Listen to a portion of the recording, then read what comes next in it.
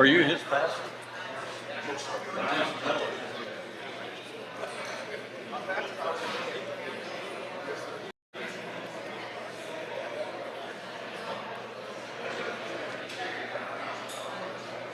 And Pastor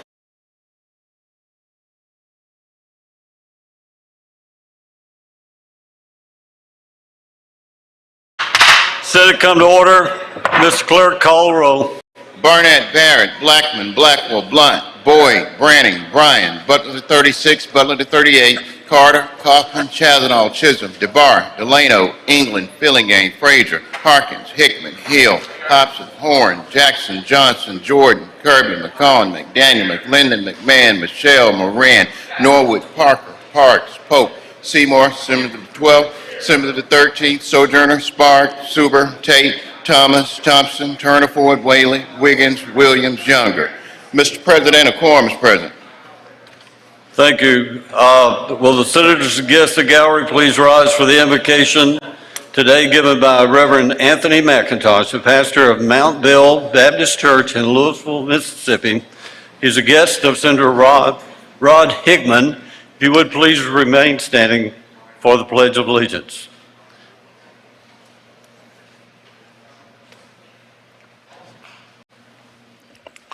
Let us pray. Gracious God, our Father, we thank you, Lord, for who you are and for whose we are. Thank you for waking us up to see a day we've never seen before. We thank you, Lord, for these senators, Lord, and as they begin this meeting today, Father, we ask you in the name of Jesus that you would guide and direct all of our hearts and our minds, Father God. And we thank you, Lord, that things that be done today will be a blessing to those in our state. We thank you for covering us and keeping us. We thank you, God, for you leading us in all of our ways, Father. And in all that we do, we'll give your name the glory, honor, and praise. And we just thank you for this day. It's in the name of Jesus the Christ we do pray. Amen. Amen. Pledge. I pledge allegiance to the flag of the United States of America and to the republic for which it stands, one nation, under God, indivisible, with liberty and justice for all. Reading of the journal. Senator Polk. Thank you, Mr. President. I move the Senate dispense with the reading of the journal. Senator Polk moves that we dispense with the reading of the journal. All in favor say aye. All opposed no. Message petition, Mr. Clerk. Mr. President, there are none. Committee reports. Senator Polk. Mr. President, I move the Senate dispense with the reading of the committee reports. Senator Polk moves that we dispense with the reading of committee reports. All in favor say aye. Aye. All no. Ayes have it. Introductions, bills, and resolutions. Senator Polk. Mr. President, I move the Senate dispense with the reading of the titles of the bills and resolutions. Senator Polk moves that we dispense with the reading of the titles of bills and resolution. All in favor say aye. Aye. All opposed no. The ayes have it. Introductions of guests by senators.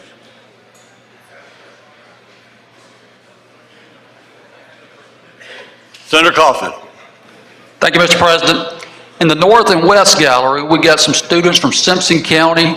They're juniors. They're representing McGee High, Mendenhall High, and Simpson Academy. I see them standing up there. If the Senate, if you'll please make them feel welcome to their capital.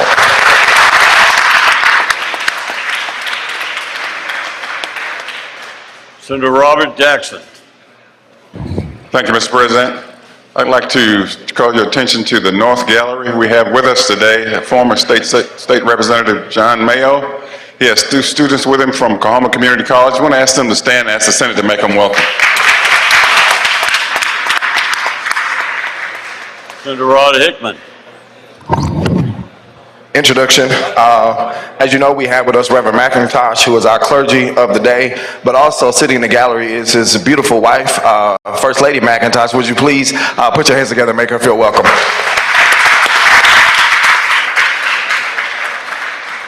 Introduction, Senator Horn. Thank you, Mr. President. Ladies and gentlemen of the Senate, I'd like to direct your attention to the West and the South galleries. The Madison County Economic Development Authority and also the Madison County Business League have put together their inaugural class of executive leadership, and I'd like to ask that they all stand and have the Senate make them welcome.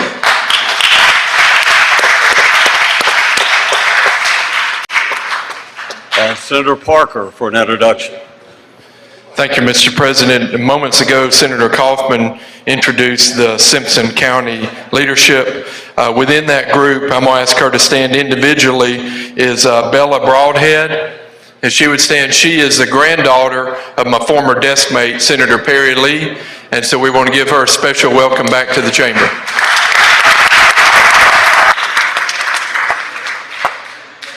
Senator England for an introduction. Yes, introduction, Mr. President. Ladies and gentlemen of the Senate, will you please help me make welcome a Boys State alum from 2000, Mr. Doug Jones, who I'm proud to have here today. It's good to see you. Okay, seeing no further introductions, we'll go to the calendar of the day. We'll go to item number 1. We've got one more introduction. One more introduction. Thomas. Oh, Joe Thomas? Oh, I'm sorry, Senator Thomas, you had an introduction before we go to the calendar? Thank you, Mr. President. I have one before we go. I have the doctor of today. We're going to my right over at the Old Smokers table. We have the doctor today. Please help me make welcome to our doctor, Mrs. Katie Patterson. We're going to ask her to stand. She's with Family Medicine out of South Sunflower County Hospital in Indianola. She had with her, shadowing her today, Mrs. Allison McNeil. We're going to ask her to stand. Let's give her a warm Senate welcome.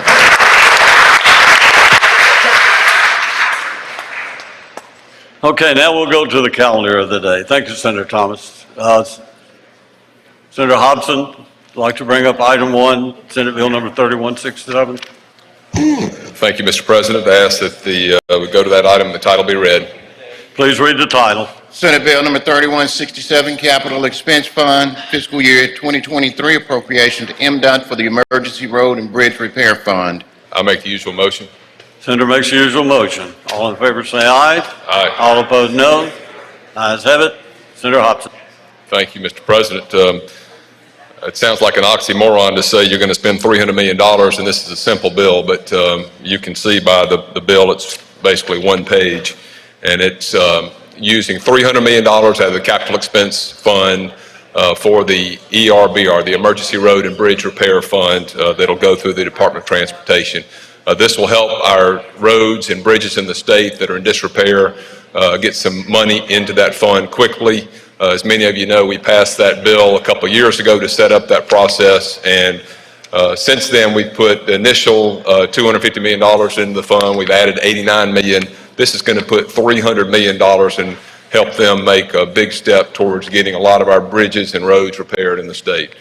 I'll yield for questions, Mr. President. If there are none, I move adoption by use of the morning roll call. Are there any questions? Seeing none, Senator moves adoption by use of the morning roll call. All in favor say aye. Aye. All opposed? Oh, anyone object? Anyone object to this procedure? Senator Simmons? Object? No, you have a question, Senator Simmons? No, sir, Mr. President. At the appropriate time, I ask unanimous consent to be added as a co-author to that bill. Yeah. Anyone wish to be recorded as voting no? Seeing none, please record all others as voting aye. Bill is passed. Okay, we'll go to item number 2, finance calendar. Senator Harkins. Thank you, Mr. President. I'd like to go to item 2, Senate Bill 3163, and have the title read.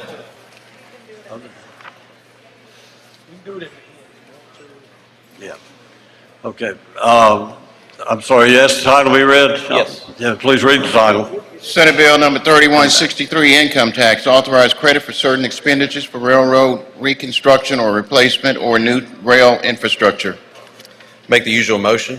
Senator makes the usual motion. All in favor say aye. All opposed no. Ayes have it. Senator Harkins.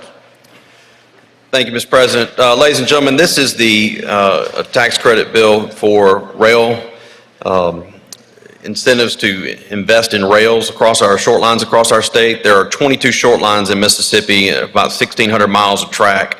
They are small railroads serving businesses in cities like Vicksburg, Ripley, Fulton, Ackerman, a lot of small cities across our state. what this credit does is it gives a rebate, a tax credit of 50% of the qualifying investment capped at $5,000 per track mile on owned or leased rail in Mississippi. And the tax credit can be claimed or transferred to a customer or another taxpayer in Mississippi.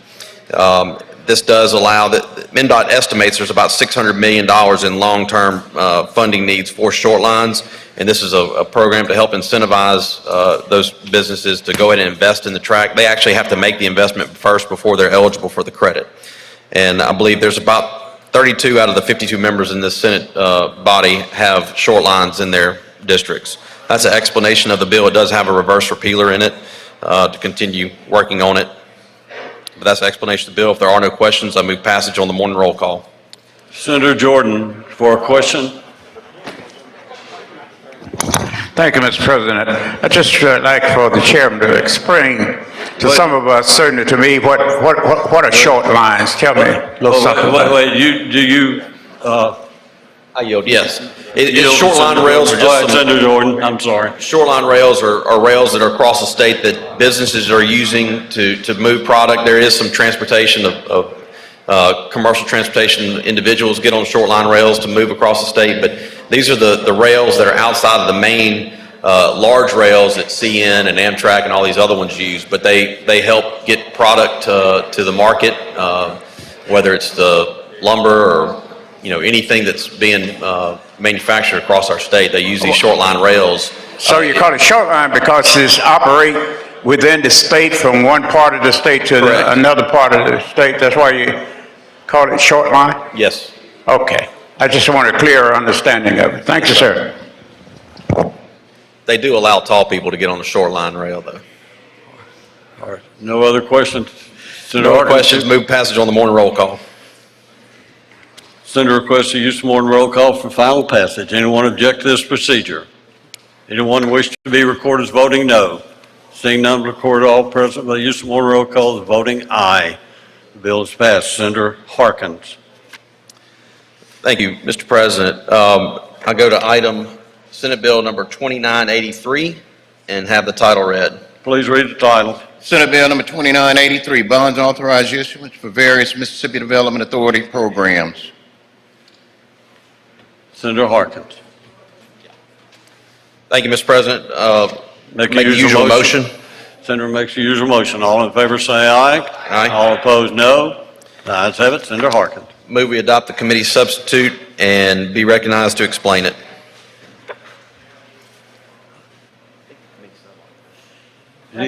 What do you? Oh, okay. Okay, you recognize for this committee sub. Please explain. Ladies and gentlemen, this is the bond bill for MDA. This is a vehicle we can use to allow for some of the programs that MDA utilizes in their efforts in attracting businesses. I'll go over the requests that have been made in the bill and explain the program that it goes with. The Mississippi ACE Fund, the bond request is a $20 million request. This is a primary incentive to use to win competitive development projects. The DIP Fund, which is the Development Infrastructure Program, is a $10 million request. The grants are and loans for public infrastructure in support of job creation. Site Development Program, which you remember we put $10 million of capital expense money in last year for them to help get several sites shovel ready. This is a $10 million request. It supports local efforts to develop quality publicly owned sites ready to attract economic development projects. Our military base enhancement program is a $3 million request that helps local military bases across our state in the event of BRAC event. The Economic Development Highway Program is a $7 million request. This is a grant for municipalities and counties in support of construction, improvement of highways, or improvement of highways in support of economic development projects with at least a $70 million private capital investment. That's the trigger that would allow people to use the Economic Development Highway Program monies. The Industry Incentive Financing Fund is a $10 million request. These are grants and loans for projects that create significant economic opportunities within the state and funds can be awarded to companies and local governments in order to meet specific needs of the project. That is an explanation of the bond bill. This is a vehicle to allow us to kind of keep this available. Not sure what is going to happen by the end of the session, whether we're using bonds or capital expense funds to do most of these projects, but this is a vehicle that will be that will allow us to do that. So, Senator, you move for adoption of the committee substitute. Move adoption of the committee sub. All in favor of adoption of the committee sub, say aye. All opposed, no. The committee sub's adopted. Senator Harkins. Like I said, this does have a reverse repealer in it, so we will continue to look at this, but if there are no other questions, I move adoption on the morning roll call. Senator moves for adoption by the use of morning roll call. Does anyone object to this procedure? Does anyone wish to be recorded as voting no? Senator McDaniel wishes to be recorded as voting no. Senator Sojourner, no. Any others? Okay, please record all. Well, I'm sorry. Chad McMahon, Senator McMahon. Introduction out of order. Can you hold till we finish this vote, and then we'll do it? No, Yes, sir. All right, seeing no others, please record all other. Seeing no others that wish to be recorded as voting no, please record all the others as voting aye, and the bill is passed. Now, Senator McMahon. In the West Gallery, we have some guests here. Ask them to stand. Ava Bondurant, Mary Presley, Pepper, Mr. Connor, Mr. Tate, and Wynn. These are pages from the House of Representatives. They came to the Senate to see some debate. Let's make them welcome. Thank you. And Senator Harkins, before we go to the next one, I think Senator Robert Jackson had pushed his button. Mr. President. Okay. Oh, Senator McMahon. I also wanted to be asked for unanimous consent to be added to item 2 today, Senate Bill 3163. Okay. And the others that wish to be are, please add Senator Parker, Senator McMahon,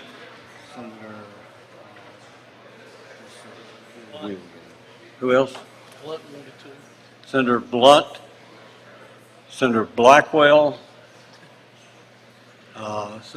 Senator McCon, and that's who that is. I can't see. Senator Parks, Sparks, I'm sorry, not Parks, Sparks. You look so much alike, I'm sorry. Williams. Senator, is that Williams? Okay. Younger. Senator Younger, McCon, Kelvin Butler, Senator Butler, Frazier. Senator Frazier, McClendon, Senator Norwood, Senator Thomas, Senator Simmons, Senator Robert Jackson. Please add Senator Sarita Simmons and Senator Barrett and Senator Moran and Senator, who is that? Senator Albert Butler. I'm sorry, it's a glare. Senator Branning. Oh, Senator David Jordan. Sorry, I can't see for the glare here. I'm sorry. I believe that would do it.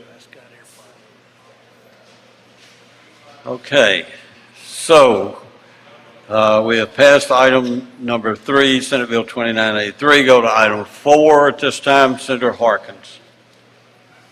Thank you, Mr. President. I'd like to go to item number 4, Senate Bill 3153, and have the title read. Read the title. Senate Bill number 3153, bonds authorized to assist in paying costs of IHL, community and junior colleges and state agencies' capital improvements. Senator Harkins. Make the usual motion. Senator makes the usual motion. All in favor say aye. Aye. All opposed no. The ayes have it. Senator Harkins. Ladies and gentlemen, this is the what's often referred to as the Omnibus bond bill vehicle. It's IHL, junior colleges, community colleges, and state agencies' requests It is a vehicle we will have alive if there is a bond bill at the end of the session, depending on whether we use capital expense funds or have a bond bill. But this is a vehicle to keep it alive, and I believe there's a reverse repealer in the bill, and that is an explanation of the bill. Then I move to make adoption. Oh, I move we adopt the committee sub and finish explaining it. You're recognized. Okay, thank you.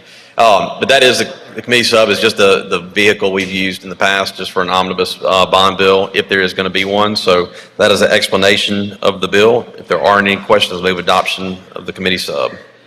Senator moves for adoption of the committee sub. All in favor say aye. Aye. All opposed, no. The ayes have it. Senator Harkins, back to the bill. If there are no questions, I move adoption of the bill. I think we got a question. All right, well, I believe we have a few questions. Senator Jordan, did you have a question? Do you yield to Senator Jordan? I do. Senator Jordan. Thank you, Mr. President. Mr. Chairman, have there been any reduction in the amount that each of the institution will receive? No, it's my understanding that these are the requests that have been made by the institutions and the community colleges that correspond with the four-year program that we've done. We did last 4 years. This is another four-year program. My understanding is that these are the requests that are in line with the four-year plan that was agreed upon by IHL. So this bill does include the requests that they have made. There's been no reduction? No reduction that I'm aware of the request from IHL. Yes, sir. Now, they may have individual requests for other projects, but whatever was approved through IHL of the plan that we agreed on in the first year of this term, that's what my understanding is the requests are. Yes, sir. Thank you, Mr. Chairman. Thank you, Senator. Senator Robert Jackson, for what purpose? Introduction of a measure out of order. I'm sorry, introduction of, yes, you're recognized. Oh, it's a bill, it's not a guess? Okay.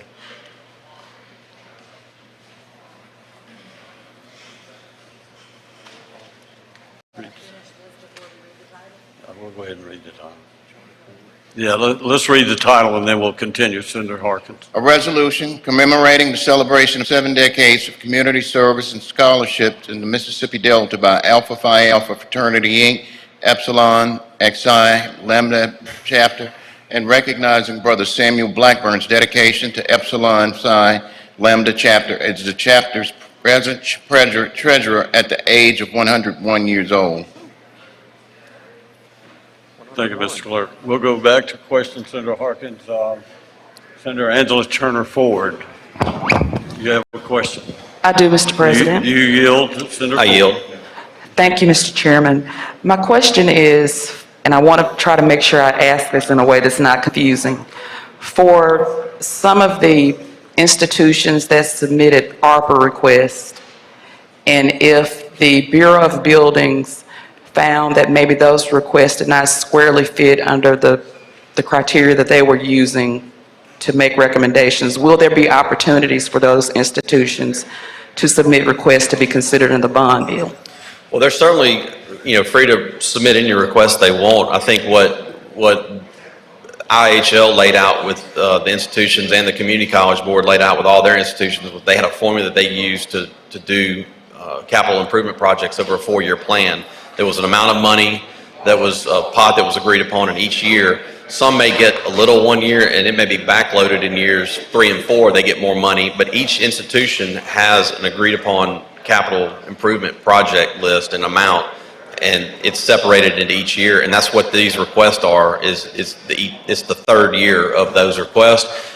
As far as the ARPA funds, that's a separate bill that if they have other requests, they're certainly free to make them. I think that this was obviously the one that had gone through the community colleges and the institutions of higher learning to be pre-approved.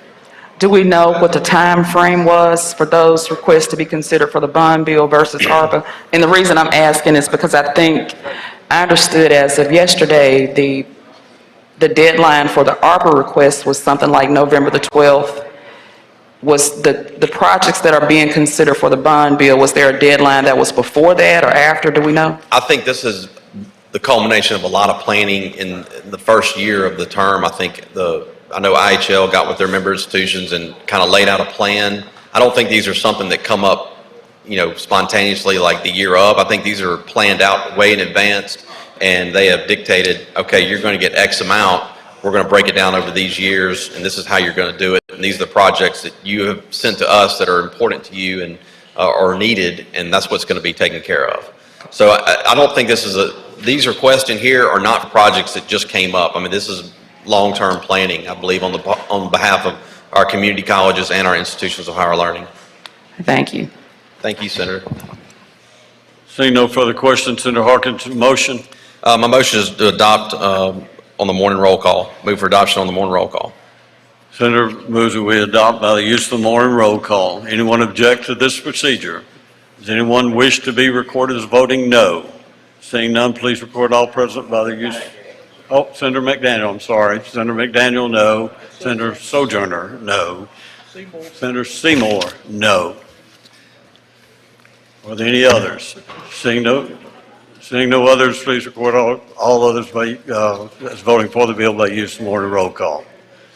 The bill is passed. Senator Harkins. Thank you, Mr. President. I'd like to go to item 5, Senate Bill 3150, and have the title read. Please read the title. Senate Bill number 3150, bonds, increase amount authorized for Hinds County Development Project Loan Fund and allow use for additional improvements. Senator Harkins. I make the usual motion. Senator makes the usual motion. All in favor say aye. Aye. All opposed, no. The ayes have it. Senator Harkins. Thank you, Mr. President. I'd like for you to recognize Senator Blunt to explain the bill. Senator Blunt, you're recognized. Thank you, Mr. President, Mr. Chairman. This bill expands an existing program housed at MDA to allow for Hinds County to support a development in Senator Frazier's district. You'll see Senator Frazier's lead author of the bill. Many of you probably are aware of the project that I'm talking about. It's located on North State Street, on the west side of the street, where the Capri Theater is, where the new bowling alley has opened, a couple of new restaurants. We think it's an exciting project that will bring business and economic development to the city of Jackson. And there is an existing program at MDA which will allow for the construction of a parking garage behind the Capri Theater to serve not only this new development, but everything that's happening in that area.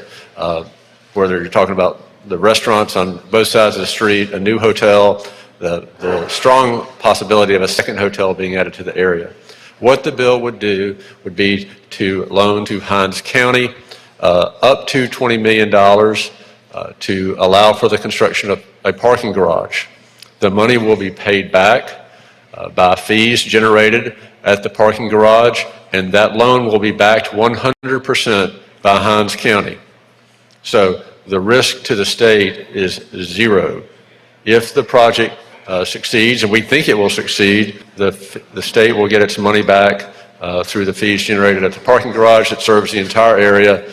If, for whatever reason, if the world collapses, if the project fails, Hinds County has pledged its homestead exemption to the state to make the state whole. All of this will be governed by MDA, and MDA will have the authority complete discretion to provide the loan and the terms of the loan, and may require additional county or private participation for the loan to be made. That's an explanation of the bill, Mr. President. I'll be happy to yield for any questions. We have a couple of questions, I think. Senator Jordan, you have a question? Senator Jordan passes. Senator Blackwell for a question. You have a question? Yes, I do. Thank you, Mr. President. Will the Hinds County Election Commissioners have anything to do with these funds? No, sir, they will not.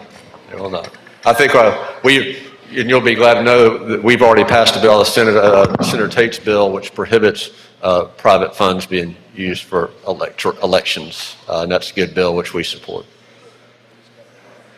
Are there any further questions? Seeing none. My motion is passage by use of the morning roll call, Mr. President. Senator requests use of the morning roll call for final passage. Anyone object to this procedure? Anyone wish to be recorded as voting no? Senator Sojourner, Senator McDaniel, no. Anyone else? Seeing none, please record all others present by the use of the morning roll call as voting aye. Bill is passed. Item number 6, Senator Harkins.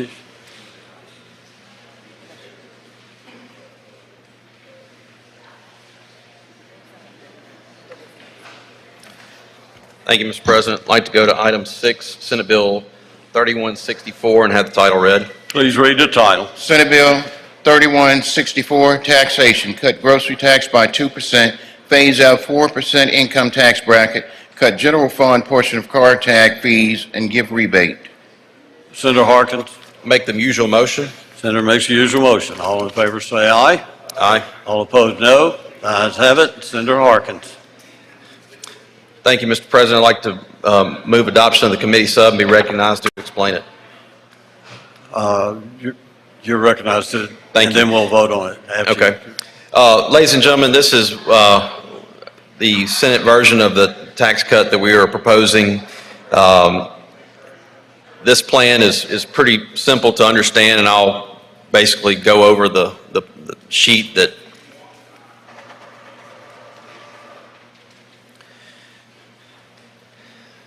this tax plan eliminates the 4% bracket over 4 years. It cuts the grocery tax from 7 to 5% immediately. It gets the state out of the car tags, and it also includes a rebate check in the amount of a minimum $100 up to $1,000 per filer.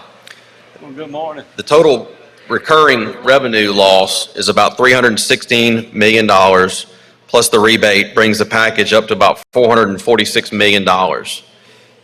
This plan does not raise sales tax, it does not raise any excise tax, and it is paid for under the current fiscal numbers that we've projected out with our Joint Legislative Budget Committee. It leaves room, taking into consideration that we have, both chambers have overwhelmingly, unanimously voted for a teacher pay raise. It takes that into consideration. It takes into consideration some additional spending for items that are really out of our control, such as the health insurance to continue providing health insurance for our employees, and some other, I think, SEC squared program that we're doing for our payroll for state employees. So it does take into consideration those increase in expenditures, but it does not blow the budget. I think that's the important thing to note with this plan, is that we're trying to be fiscally responsible, that we operate with the mantra that we have done, at least since I've been in this chamber, is we don't use one-time money for recurring expenses. This plan uses recurring revenue for recurring expenses and provides 2% set aside. It looks at all those factors when considering the impact of this tax cut to our state. Now, mind you, we are in the midst of the 2016 tax cut, which was the largest tax cut in Mississippi history. We're in year 4 of 10 of that phase out of the business franchise tax. We've eliminated the 3% bracket. We're in year 4 of 10. So this plan will be implemented fully by the time the 2016 tax cut has been fully implemented. We will be able to reassess when this plan is implemented and decide where we go from there. But we'll have a better idea of what our economy looks like, what our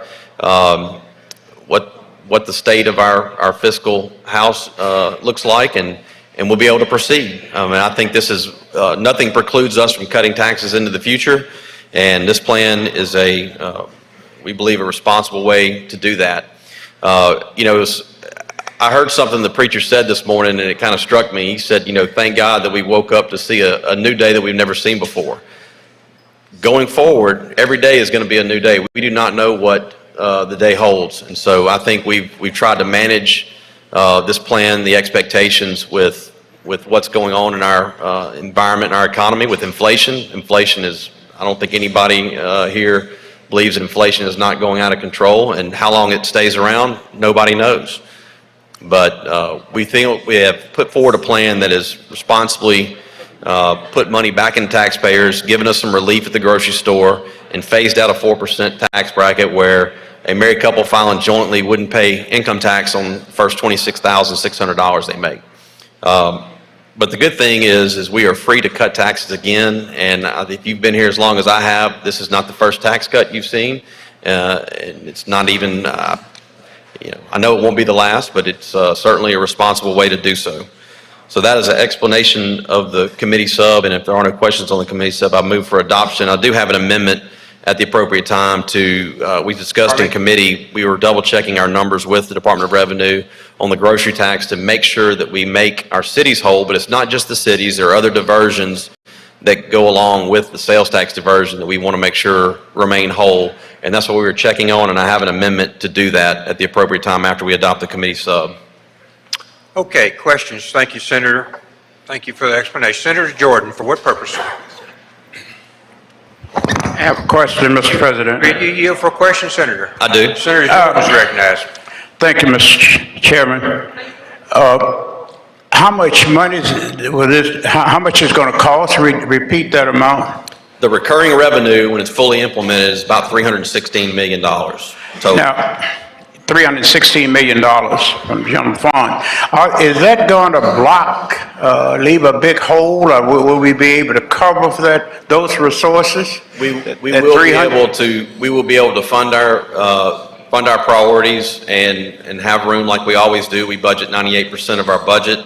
We can still do that with the JLBC revenue estimate we adopted in December. And I spoke with Senator Hobson numerous times on this issue. This is something that is within budget, and we feel like we've measured it in a way that it's not going to put a strain on our... So the $300 million is not going to put a strain on any of the other normal programs that we usually fund? No, sir. We got something to fill that hole. That's a lot of money to me. Yes. Okay. Thank you. Thank you. Sure. Senator Butler, for what purpose, sir? Question, sir. You for a question, Senator Harkins? I do. Senator Butler is recognized. Explain to me again about the car tax.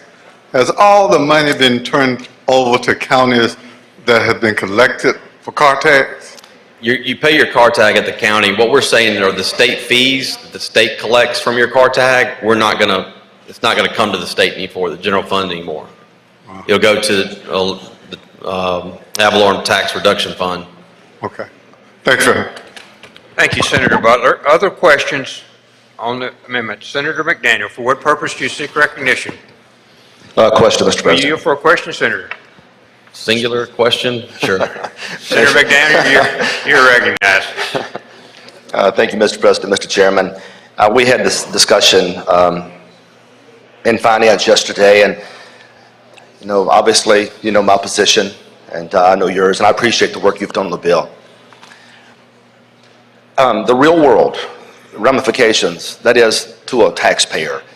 As I understand it, if we pass this bill, a respective taxpayer would get about a $50 break per year on its taxes. Is that correct? They would phase out, yes, over 4 years, but there's also a rebate check that would go out capped at $1,000.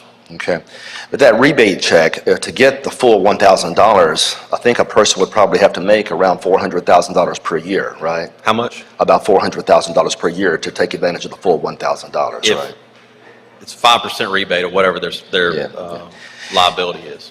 Yeah, that's roughly what the math is. And so the reality is only a very small percentage of our population will ever realize the $1,000 rebate. There'll be others, of course, and the numbers will be far smaller. It's about $131 million based off of 2020 numbers, which I think, given the situation we're in, it may be a little more, but that's the number Department of Revenue gave us. If we take this action now, and we will be depleting at least by $440+ million, but we've taken no real action to eliminate the income tax. My concern is that this body will never be in a position to eliminate the income tax. What are your thoughts on that? Well, you've been here longer than I have. How many tax cuts have we done since you and I have been here? I think in the first 8 years, I've heard people brag about, I think Governor Bryant talked about he's cut taxes over 40, 50 times. This is the second time we've specifically addressed income tax since 2016 and now. So within 5 years, we're doing an additional cut. And, in 2016, I didn't hear really many people complaining about the tax cut back then. But I think this is the next phase of it. It's taking a bite out of the apple, and it's implementing it in 4 years, which we implemented the 2016 tax cut over 12. and this is being implemented in 4 years, so it's much more aggressive than the 16 cut. Sure. And it doesn't preclude us from coming back, and I don't think anybody here believes we're in stable, certain economic times. Inflation's running 7%. It hadn't been running 7% for a long time. I think there are a lot of extenuating circumstances that have to be taken into consideration when making these type of fiscal decisions. But I don't disagree with you. I would like to get as much as we can back to the taxpayer, but this is one way with the rebate and with eliminating the 4% that we can do that. The thing about the inflationary concerns, which I completely understand, naturally those inflation numbers are caused in large part by accelerated public spending. It's just a matter of basic economics. The more money in circulation, the more things are going to cost ultimately. I don't disagree with you, but here we are.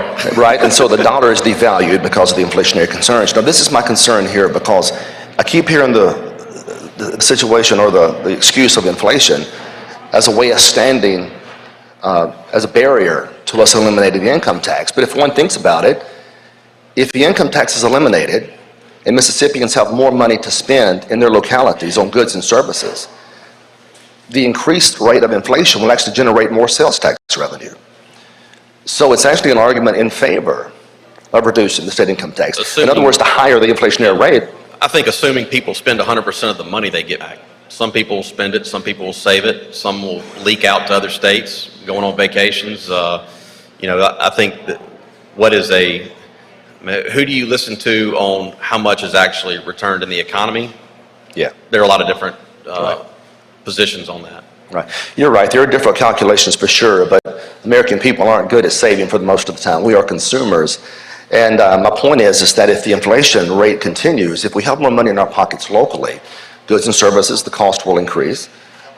More sales tax revenue would be generated. The great irony of it is, if we were to cut the income tax now, we may generate more income if inflation continues to increase. But there doesn't seem to be much of an appetite, I suppose, at this stage to eliminate the whole income tax, and that's my concern. So I guess instead of asking questions at the proper time, Mr. President, I'll just ask to speak on the bill. Thank you, Senator McDaniel. Other questions? Other questions? Senator Sparks, you're recognized. For what purpose? Question, Mr. President. Will you yield, Senator?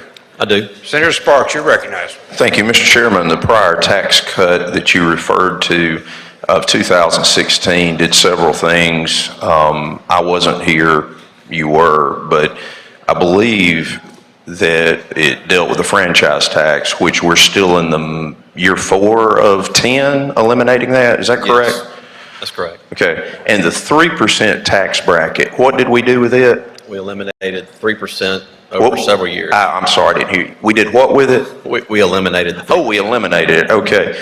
Under this plan, what happens with the 4%?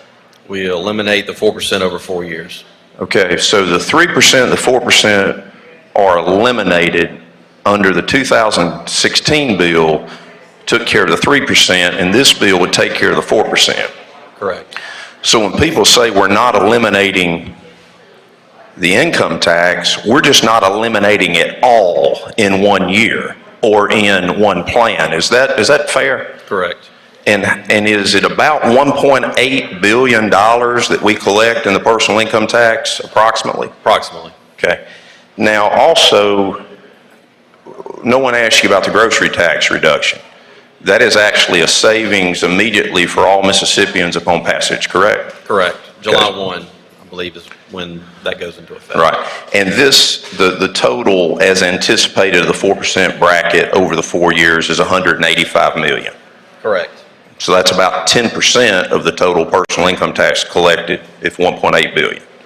Correct. Okay, and one last thing for all third grade math teachers everywhere. 5 times 2 is 10. Move your decimal places 2 over, that's 1,000.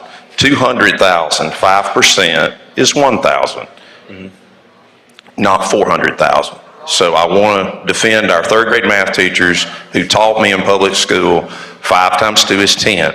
So therefore, to get $1,000, it's a $200,000 income. Is that how you understand it? That would be, yes. Okay, thank you, Mr. Chairman. Thank you, Senator Sparks. Senator Horn, for what purpose you seek recognition? Senator Horn? Pass. Thank you. Senator Williams. For what purpose, sir? Question, Mr. President. Will you yield, Senator? I do. You're recognized, Senator. Thank you, Mr. President. Thank you, Mr. Chairman. Mr. Chairman, what tax increases are in this plan? There are none. Would, I'm halfway through my second session, and as I look at this, would you consider this body a conservative, a fiscal conservative body?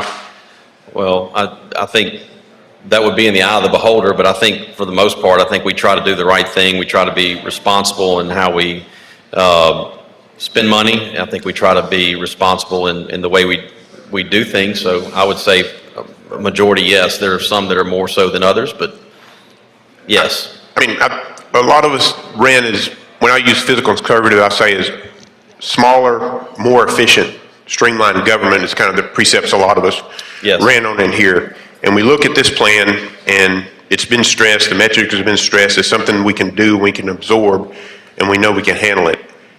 If we fast forward 3 years from now, when you're year three of a 4-year implementation, and I guess we're year 7 of the 10-year implementation, and we relook at the metrics, do you feel that if this body were here then, we would look at another tax decrease at some point?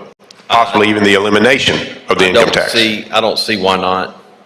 I mean, I think that's the natural progression. I mean, the conversation in the last year has been about income tax and just how we do it, and the methodical approach we take is kind of on everybody's mind and heart. And I think that's, you know, if you look across the country, other states are doing that. They're taking bites of the apple, and they're reassessing, and then they're moving with additional cuts. Does a stepped approach seem to be more effective, or a complete all or none approach? Well, I think, I mean, depends on your point of view. I mean, I think people will think one way is better than the other. I just, you know, we talk about running things like a business. We talk about trying to do what you would do at your business, and I think it's a prudent, responsible way of taking steps, not overextending yourself, and being responsible. Fiscal responsibility is, I mean, there's two sides of the coin here. Yes, sir. We're talking about what we're giving back, and we're also talking about what we're trying to manage, and I think it's, you want to be prudent in your business, in your home. You want to be, and we're trying to be prudent here, I believe, is the effort that we're all making, a genuine effort. Prudent, I would agree, and I think this is a good plan. Thank you, Mr. Chairman. Thank you. Thank you, Senator. Senator Blackman. For what purpose, ma'am? A question. Are you here for a question, Senator Harkins? I do. Please proceed, Senator Blackman. Thank you, Mr. President. And I apologize, Senator Harkins, for not asking this yesterday, but as I was looking at this on the screen, it's the preliminary numbers, and I believe you distributed this to our committee about 3 to 4 weeks ago. And so my question is, have we gotten a final fiscal note related to this? The final fiscal note, no. These were the numbers that were provided by LBO and Department of Revenue. LBO has looked at it, and these are the numbers that we've gotten back from them. I haven't had anything that has been given to me that would indicate anything different. Okay, so these are still preliminary. Preliminary in the sense that they have not officially scored it a fiscal note, no. But they had to have a bill filed, and we just filed the bill yesterday, so we'll be receiving it. It does have a reverse repealer in it, so it should be something we'll all see again if it makes it back. And but I'll get you the fiscal note from LBO. Thank you. Thank you. Thank you, Senator Blackman. Senator Horn, what purpose you seek recognition? Question? Would you yes, Senator? I do. Please proceed, Thank you, Senator Mr. President. Thank you, Mr. Chairman. Senator Harkins, I know that you don't chair appropriations nor education, but do you have any idea whether the MAE formula will be fully funded this year? I do not. I don't sit on appropriations. Our good friend Senator Hobson does, and I believe that would be a question for him. But I've not heard what the funding of MAEP is this year. Well, would you agree with me that if we were to take that $316 million that's coming out of the budget and apply it to the MAEP formula funding, we come very close, if not absolutely there, to fully funding MAEP? Senator Horn, I don't deny it would probably do that or get close to it. I'm not sure how much of it we're paying salaries for teacher pay raises, anything else we're doing outside of MAP. I'm not sure what the total number is, but yes, to your point, if you put as much money as you could in there, it would obviously, it would Yes, sir. be Well, more than they're getting today. right. And would you say it's prudent of us to take that $316 million out when we haven't fully funded MAEP? Well, I think that's to every person has their own opinion about MAEP and the funding formula. I think we've shown we've given a lot of resources to education, and I think that's also indicative of what you've seen in the scores. And this year, we're also putting in a pretty substantial pay raise for teachers. I know the Senate plan is over $200 million. We haven't taken up the House plan to see what the differences are yet, but I think that's a substantial increase to the additional pay increases we passed here in the recent years. Do you have any idea? I know that the House bill is not before us, the Senate bill is. Do you have any idea of how much revenue the House plan will take out of the budget versus the Senate plan? We have not taken up the House plan or looked at it yet, but we'll be looking at it after we get past this deadline of getting the Senate bills out. Thank you, Mr. Chairman. Thank you, Mr. President. Thank you, Senator Horn. Anyone else? No further questions. I move adoption of the committee sub. Senators move for adoption of the committee sub. All in favor signify by saying aye. Aye. Opposed, no. The ayes have it. Short unanimous. We're on your amendment, Senator. I have an amendment. This is the language that I spoke to you about in committee that is making sure that the municipalities are whole from the grocery tax cut and all of the other diversions that will be impacted. It is a lengthy amendment, but I want to show you. It has basically a percentage that is increased to the current diversion to these funds, and let me find the.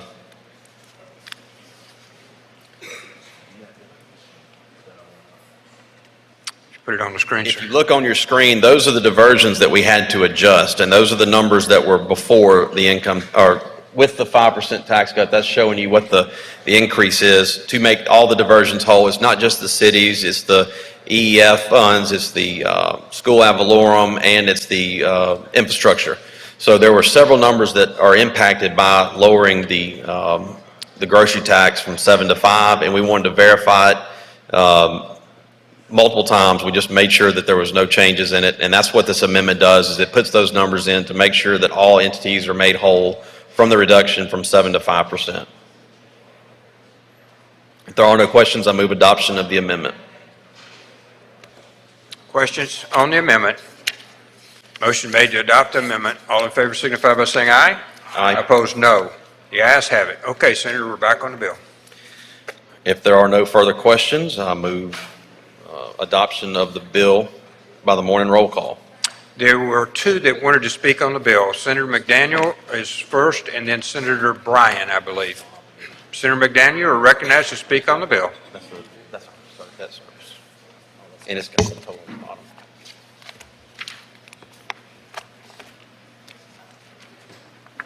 Do you need this? Thank you, Mr. President. Mr. Chairman, I realize this issue has some interesting components to it, and I recognize the sensitivity of it. I do not stand here today necessarily in opposition to a tax decrease. I am for cutting taxes. I think you all know my record on that. I would cut taxes at any time for any reason, whenever necessary, whenever possible. But that's not just a Republican position. It's a position based on sound economics. And I'm going to get to that in a second. This is not theoretical mumbo jumbo. We've been here before. The country has. We've seen this unfold before. My friend Senator Barnett and I had this discussion a few minutes ago. Consider this. At the end of World War II, there was this misunderstanding of sorts about the economic future of our country. We look back on those days and we talk about the prosperity of the era. And indeed, in many ways it was prosperous, in many ways it was not. But one of the ways it became problematic was with economic policy. By 1957 and 1958, we had entered a recession. The recession was just as significant numbers-wise as the 2008 recession that faced our country just a few years ago. President Kennedy was seeking the nomination for the Democrats, Nixon for the Republicans. Nixon, feeling responsible in large part for the decisions that had been made, keeping the economy underwhelmed, did not seek change in economic policy, but Kennedy did. This is where it gets interesting because the parties in some respects were reversed. Kennedy campaigned that year, quote, to get the country moving again. And I want you to think about that phrase, to get the country moving again. And when he first took office, he began to implement spending increases trying to satisfy the Keynesian economist in his administration. The spending increases led to further decline in economic prosperity. So he tried something else, a 25 to 30% tax reduction across the board. That was one of his legacy pieces of legislation. It passed the House in 1963. He was assassinated shortly thereafter. It then goes to the Senate where it passes only because Johnson wanted to allow Kennedy one more victory. Please bear with me and be patient for a second. I want you to hear this. After he passed that tax reduction, 8.5 years of 5+ points on percentage growth, unprecedented. This was a Democrat making a sound economic decision. And we had growth and we had prosperity. Wouldn't you know, the 4 subsequent presidents, starting with Johnson, began to inch those taxes back up to pay for the Great Society and other programs. And wouldn't you know, not by accident, the economic growth of this country declined every single year until when? The mid-'80s, when Reagan, following Kennedy's advice, cut taxes again. Prosperity. This isn't theoretical. This is real world math. And Mississippi, unfortunately, has been stuck in a real world swamp for an awfully long time. Why? Progressive policies economically have kept us down. And here's the reason. When you take money from the productive part of our society, which is the private sector, you take away their ability to invest, their ability to save, their ability to consume. It's consumption that keeps the economy moving forward. It's taxpayer dollars in their pockets that keep it moving forward. Somewhere in this sea of moderation we found ourselves in, we've forgotten that. If you want Mississippi, or any state for that matter, to be successful financially, you give the people more of their money and let them spend it locally. Now, how does that work? I don't want to bore you with a basic economics lesson, but I want to be clear about this because somebody out there might be listening. When you let people keep their money, they consume. They consume goods and services locally. That generates economic activity. That activity is compounded when other jobs are created. It's a great cycle of productivity that exists when government gets out of the way. But every time we intervene, we slow down that productivity. And here we are with a chance, an unprecedented chance, because we'll never see these numbers again. Let's not fool ourselves. This is unprecedented. And we're taking quarter measures, half measures, and then for some reason, celebrating it. Here's the problem, going back to the earlier economic lesson. If you give a person back $50 of their money, they don't feel the impact of that receipt. It's not going to change their spending habits. It's not going to change their thinking habits. It's not going to increase consumer confidence. You only get to those areas when you give a substantial amount of money back. And that's why in public policy, when it comes to taxation, this body needs to go big and bold, not take half measures. It is not an accident why our state continues to suffer financially. This is as predictable as the sun rising, and we've done it for an awfully long time. We just can't seem to let go of the taxpayer dollar. We want to spend it because we think we can spend it better than they can spend it. But here's the secret. We can't. We never have been able to. Administrative cost, fraud, corruption eats away at that dollar. It should have been left with the taxpayer in the first place. But we take it, and we ignore them because this sea of moderation has once again swept this capital. I want to be clear. I thought, told yesterday that if we make these cuts, There'll be no roads and bridges. Calamity across the state. Our citizens will suffer. Do the math. Just 10 years ago, the budget was $4.7 billion, just 10 years ago. Were the roads and bridges on fire then? Were people suffering then? We were delivering services at this. We were doing the job of government at $4.7 billion. Now we're told a drop below 6 and there'll be calamity. That's not accurate. We have the money. We have the opportunity. We have the time. Now we just need the courage to take the action. And so far, that's not happening. Here's the thing. People are going to say this is a defense of the House bill. No. The House gave us the proper framework. I don't like the offset in taxes either. I would be just as against that as I am this quarter measure we're taking here today. But at least the House gave us the framework. Keep your eye on the target. The elimination of the income tax has to be the target. Anything else will not get us where we need to be. If you want to see productivity, eliminate it. Let's watch us thrive. If you want to see the same old status quo, let's pretend we don't have the money and not get it done. A couple more things, and I'm going to wrap up, and I'll take your questions. Why is it that this body seems so reluctant? You got to help me with this, because there's a lot of mathematicians out there. There's a lot of calculators in the state and the country. The governor's office says we can do this. You don't think they have calculators? You don't think he recognizes the political price if something were to go wrong? He says we can do it. The House, with their economists and their calculators, they say we can do it. Every think tank I've seen, with the exception of one economist who incidentally works for the state, and if you'll look at his work, you'll see, in some respects, it's very biased. All but one, and this body seems to think we can't make the move. I'm trying to question why. And I know I'm arguing against prudence. And that's always a tough position to take. But how imprudent is it for us to have this once-in-a-lifetime opportunity and not take it? The thing is, we had a conversation with a friend the other day, and it is so true. I have so many good Democratic colleagues, my friends in here, and I know that you want what's best for Mississippi. I believe that. It's just we're trying to get there in different ways.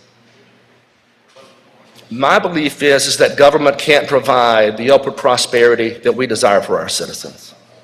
My belief is that the record of government in attempting to do that is perfectly clear over the years. $22 trillion spent with LBJ's Great Society, and the rate of poverty remains relatively unchanged. If you want our people to have jobs and prosperity and the chance for a better life, then you've got to create the economic environment for that. Because only jobs and only that prosperity will give them a fighting chance to come out of the poverty we've had for so long. It's a philosophical division. I recognize that. But I never thought I would see the day when it dominated the chamber.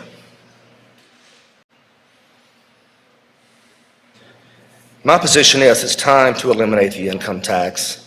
We don't have to do it all at once. It can be phased out over time with triggers responsibly. But at least we ought to make that move. We'll never have a better opportunity. Thank you for your time. Thank you, Senator McDaniel. Senator Bryan, you're recognized to speak on the bill.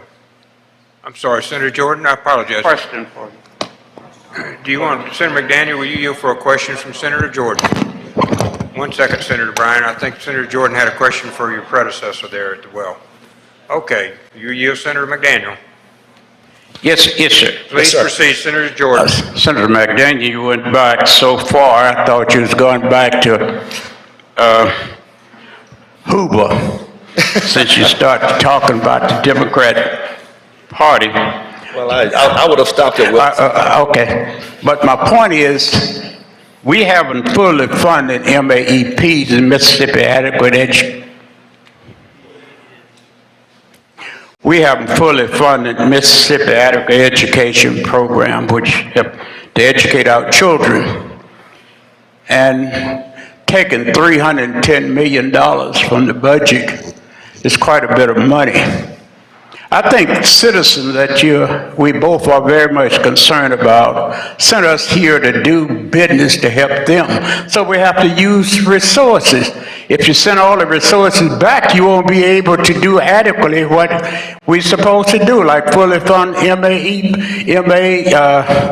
EP. So John F. Kennedy and LBJ, Lyndon Baines Johnson, of course, both was Democrats. Not that our party is not the main thing, but you fail to go back and talk about FDR, who Hoover let the bottom fall out of everything. So I learned how to cook. My parents learned how to cook a rabbit 18 different ways under Hoover. So therefore, I don't know how you get things done under if you send all the money back. Yes, sir. Thank you. To answer your question, I am familiar with FDR, and most modern economists would contend that it was his interventionist policies that exceeded the Great Depression for perhaps more than a decade. Same argument I'm making today. The more government intervention we have in the economy, the more the economy tends to suffer. So yeah, I would be happy to talk about FDR if you would like, and show you what his what terrible failure in policies he implemented across the board. Okay, thank you, Senator McDaniel. Senator Bryan, I think you're up, sir. Senator Bryan is recognized to speak on the bill. I'm sorry, Senator Hobson, did you have a question? I've got a question, Senator McDaniel. Sorry, Senator Bryan, one more time here. Senator Hobson, Senator McDaniel, you for a At question. some point, Senator Bryan's just going to quit. He'll keep walking up here. All right, Senator Hobson, you're Thank recognized. you, Mr. President. Thank you, Senator McDaniel. Yeah. So I heard you say that you agree with the tax elimination from the House, but you don't agree with the tax increase on the sales tax that they put forward, correct? I'd look at it this way. I think the House framework is the correct framework. I do not necessarily believe the offset will be required if we responsibly phase that over time. And I'll give you an example. Let's say we take a look at this exact issue 13 years ago, and we follow the projections we've seen over the last 13 years. If we phase out with triggers each year by half a point, we would have already eliminated the income tax and still be roughly better than we were even 12 or 13 years ago. So we have historical data to back that up. Well, when you and I came into the legislature together, we hit an immediate recession. That's right. You recall that, don't you? I do. Oh, wait. And we didn't come out, if you listen to the state economists, we didn't come out of the recession until, frankly, Mississippi didn't come out of the recession until about 2020. That's right. Is that right? Roughly. We've just come out of the recession in the last couple of years. Different regions emerge in different ways, but yes, as a whole. Right. But I want to go back to your comment on the framework. So the House framework you like better. The framework in the Senate cuts taxes. Mm-hmm. The framework in the Senate cuts car tag, gets the state out of the car tag business. The framework in the Senate cuts the grocery tax. Sounds like a pretty good framework to me, doesn't it? Well, not necessarily. Let's talk about it. If you have this excess of revenue, and it's my understanding the car tag reduction is roughly $3.50 per car tag, hardly anything to celebrate at $3.50. Well, if you want to talk about the car tax for a minute, so you want us to subsidize the counties Hold on for a second. You're not going to let me answer, are you? I know Okay, you're going. go ahead, but we're going to get into a deep debate on that. You asked specifically whether I supported this bill, and I'm explaining to you why technically at some point, perhaps, but it's not far enough. It doesn't go far enough. We're suggesting that a $3.50 decrease in car tax is some reason to celebrate. I don't see it that way. Number two, we're saying that they're giving average Mississippians back $50 of their money in the course of a year as a reason to celebrate. I don't see it that way. Now, to your point, I would be for any reduction in any taxes at any time, even tiny reductions. I just think with this historical opportunity, we have a chance to do much more than we're doing right now. Senator, you vote against counties getting anything every time you get a chance, right? Not every time. Well, just about every time when we hear you vote for counties. So you want us to subsidize counties, which is what the House plan would do. You want us to subsidize. So if they increase ad valorem taxes in the counties, you're expecting the state to pay for that, which is what their plan would do, correct? You're a good lawyer, but you're putting words in my mouth. Now, bear in mind. Well, that's what their plan does, does it not? I said the framework of the plan, not the details of the plan. That's the whole point. And I also said from the floor just a minute ago that I would be against part of that plan, just like I'm against parts of this plan. What I'm seeking is further action. I'm certainly not suggesting the House plan is perfect, and Senator Harkins and I have had the conversation many times.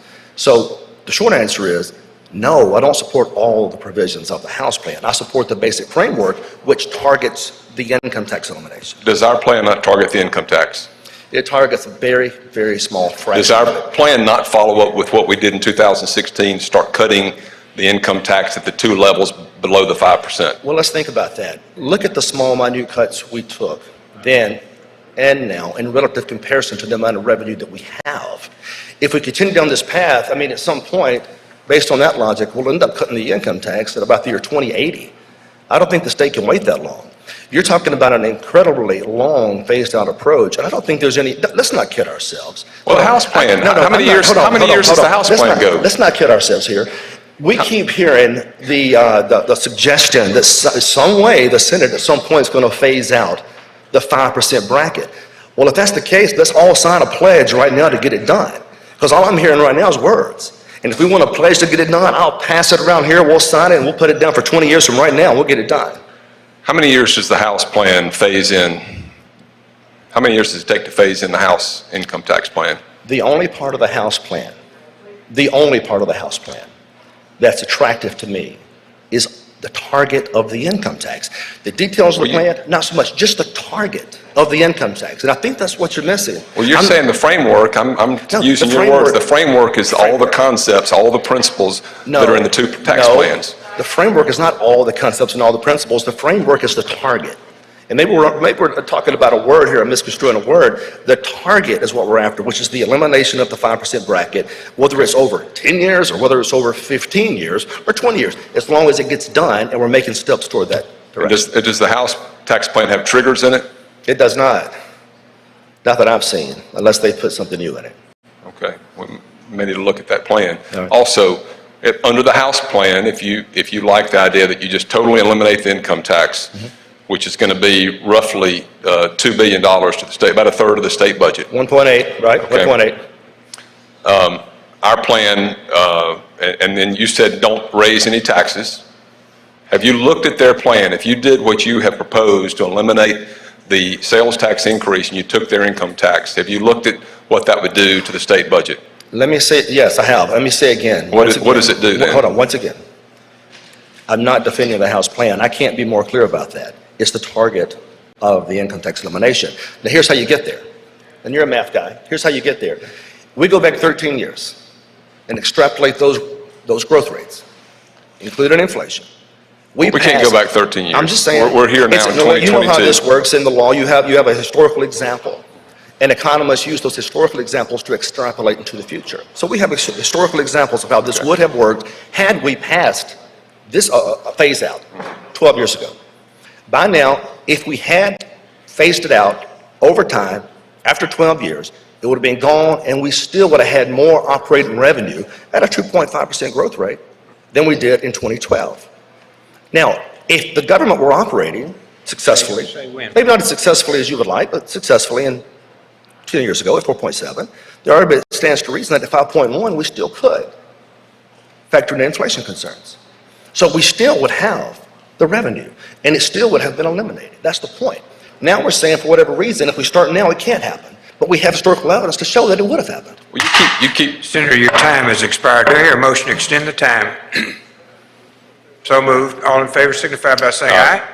Opposed, no. You extended for 5 minutes, Senator. Please proceed. Okay. Senator Hobson. Two more points. You keep going back to 13 years ago, and you're not factoring in the recession. If you use your numbers, which I look at regularly, and I look at historic budgets, you're not factoring in recession, number one.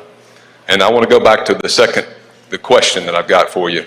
If you use their tax cuts that you say you like better, I want to find out where, and if you take our plan, that's a $316 million tax relief to the taxpayer, where do you make up the $1.5 billion? Who are you cutting in state government? Tell us what your plan is in state government. Who do you cut $1.5 billion? Right, I just need to know the agencies, because I handle the budget and I need to know which agencies we need to start cutting under that proposal. Two questions there. The first, again, I guess, what was the first question you asked about the, I was checking my cell phone, I apologize. It was my bad. My question is, who do we cut I need you to specify which do that. agencies we I can cut do that. $1.5 billion. I know the question. You were talking about a recession somehow impacting that initial number 12 years ago. You're exactly right. But that's my point, Senator. We were coming out of a recessionary period, and we had $4.7 billion in revenue, and we still delivered government to the people. Did we not? You were here with me. Did we not still deliver government to the We people? delivered the best we could, but you're Stop. factoring You're not in letting me central. finish. You're not letting me finish it. We delivered You're goods and services to the factoring people. in numbers that were recession levels. If you recall, when we first got here, the budget was cut drastically for about 3 or 4 That's years in right. a row. So you're picking a low number. No, you're darn right I'm picking a low number because we were still operational at that low number. That's the whole point. We did it with 4.7, and now you're all saying we can't do it at 6. Okay, people lost jobs, people were cut. We were in a recession, the greatest recession since probably the Great Depression. We found a baseline revenue number by which we operated this government, and we did so successfully over a period of years, beginning at 4.7. And you all are suggesting now that if we step back to 6 or step back to 5.5, that the bridges are going to burn down. That's Okay. not the case at all. We can debate. Look, you look at our historic growth, we grow at about 2.6%. Inflation's about 1.6% a year. So just look at historic numbers. That tells you what it is. That's And when what you look at I'm inflation, we can have this debate for a long time. We look at inflation. Inflation means also government inflation. When the Department of Public Safety has to go buy a new car for their troopers, when they have to buy a bulletproof vest or have to buy a gun, they've got to pay higher costs for it, just like the consumers have to. Can I answer that? And you've got to, government can't be static. I'm going to answer that because Look at every government in the history of time, it's not static. It is absolutely one of the most ironic statements in the world because it's the additional expenditures that are creating the inflation. So we spend all of these additional dollars, we create the inflation, and then we say, we need more money to spend to offset the inflation. It's a never-ending cycle of inflationary concerns. That's not going to work. You're not going to get Mississippi off the bottom with that kind of thinking. You're just not. Again, we can have an economic debate for a long time, and Anytime. I majored in finance, you probably did too. Anytime. But what I want to know is, go back to the question, who are you going to cut $1.5 billion? Let's talk about it. Give us tell me who I've got to go in and tell I'm going to get there if you'll let me we're cutting answer. $1.5 billion. Let me show you hold on. I'll get there for you. If we go back to 2018 spending levels, okay? 2018. All right, that was just what, 4 years ago? This is Hold on. your answer? No, I'm going to answer it, but you got to let me finish. All right. You're a good lawyer, but you got to let me finish. 2018. That's just, we all remember 2018. I'm assuming the government was operating more efficiently then than it was in 2012 because of the recessionary concerns you alluded to. 5.7. 5.7. Now, you're suggesting we can't get back to 5.7 and still operate this government. Now, that's a $1.3 million reduction from where we are presently. Maybe a little more considering the federal money, right? Because we got 7+ coming in with these 2 additional appropriations. So if we go back to 2018 numbers, now we're only looking for about an additional $500,000, and that's to eliminate all of it over time. You wouldn't have to see massive cuts. You wouldn't have to be. And if you did, it's about a 10% across the board at best, which, by the way, it still puts us in post-18 numbers.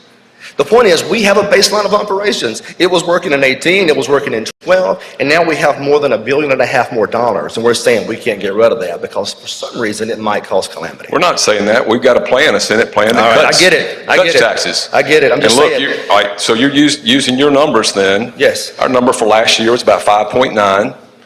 We've got roughly a $200 million teacher pay raise. We've got health insurance increases and a few other things that we cover for our state employees. Unless you don't want to cover a teacher pay raise, and if that's the case, you need to start with that. You don't want to cover the state health insurance pay raise or increase. You don't want to cover teacher pay raise, I presume, because we'd have to cancel all those. No, you wouldn't. On your proposal to No, you get wouldn't. back to the numbers you're No, you talking wouldn't. about. No, you would not. You All right, just a simple question. Who are you cutting $1.5 billion You don't to have get to back cut to where? 1.5. You have to reduce the operating expense of government back to around 2018, right? Okay. And then if you do that, then you're looking at about an additional $500,000 in play. That's after a full elimination. Now consider, if you phase this out over time, right, with triggers involved, your assumptions are there won't be any increased economic productivity. it's usually about 25%. Right, there's gonna be 28%. You get some of that back by increased You do, you're gonna have productivity, some yeah. productivity. So the cuts That's you're fair. alluding to, they're not gonna happen in the All right. draconian sense you're 5 minutes suggesting. is up. Senator, do I hear a motion to extend the time? All in favor, aye? Opposed, no. The ayes have 5 minutes, Senator. Well, I think, Senator, thank you. We can have our economic discussion, but I want you to come see me and let me know who we're cutting out of state I'd government. love to. Can we Thank talk you. about Hoover? So I can't get you to answer here on the floor. You can come see me Well, you sometime. gotta, oh my goodness. Well, All right, you know, Senator. That's a good lawyer right there. I still love you. Senator England, you're recognized. For what purpose? Mr. President, I do have a question, but before I do that, I also have an introduction out of order, if you'll allow me. Please proceed. Okay, thank you, Mr. President. Ladies and gentlemen, if you'll please look up in the West Gallery and join me in welcoming, we have the mayor of the beautiful River City, Moss Point, Mississippi, Mr. Billy Knight. Thank you. And with him is President of Jackson County Chamber of Commerce, Ms. Paige Roberts, who is also a high school teacher of mine at broadcast journalism, gave me my first C in high school, so I'm glad she's here too. Glad y'all are here. And I do have a quick question, Mr. President. Please proceed, Senator. Yeah, can you at least let Hobb get his speech out so we can go to lunch? Can I do what? Can you let Hobb get his speech out so we can go to lunch? Oh, I'm looking forward to his speech, yes. And I can probably afford to skip lunch. I have just a quick question, Senator McDaniel, and it's really just for clarification purposes for me. I've enjoyed this debate and this discussion, but look, numbers are not my thing. If I was good at math, I would have gone to med school and not law school probably. But my question, when you were discussing the urgency of the idea of cutting the state income tax, and you mentioned, I think, and if I misquote you, you can clarify for me, but you said, we're not going to see these numbers again. Yeah. What numbers are you talking about? You got two things happening. You're referring in some respects to this one-time money, and I think that's probably what you want to discuss, is how we'll utilize that to plug some holes, right? And that really is the danger, right? I'm not for using the one-time money solely for the elimination of the income tax. If we do that, naturally, you may run into some problems in the future, right? The idea is to utilize parts of it in the short term to begin the phase out. And I'll give you an example. If we move forward at a slow, responsible phase out, say 0.5 point each year based on trigger revenues that we're meeting, you won't have to see the cuts that Senator Hobson was referring to, nor would you have to dig into that one-time money. What would happen is cuts come slowly over time as growth proceeds. If for whatever reason we would not reach that criteria, the cuts would stop until subsequent years when that criteria was reached. It's a slow, responsible phase out is what I'm looking for. I think the inference could be that we're just trying to throw it all out immediately. That's not the case. Slow, responsible phase out over 10 or 12 years. Okay, thank you. And that's what I thought you were talking about, because as a fiscal conservative, and I always want to say physical conservative, but I know I'm not one of those. I'm a fiscal conservative. I just wanted to make sure that we understand that when we're dealing with one-time money and we talk about unprecedented times, and we talk about, we may never see these numbers again, that worries me, because nothing worries me more in government than one-time money. I agree. And we talk about taking bold action, and we talk about doing things that are going to have a long-lasting effect, and we're using one-time money to do that, and that worries me. And I think what we have here is a good plan for this year, for these unprecedented times, that does cut taxes without raising taxes. I get it.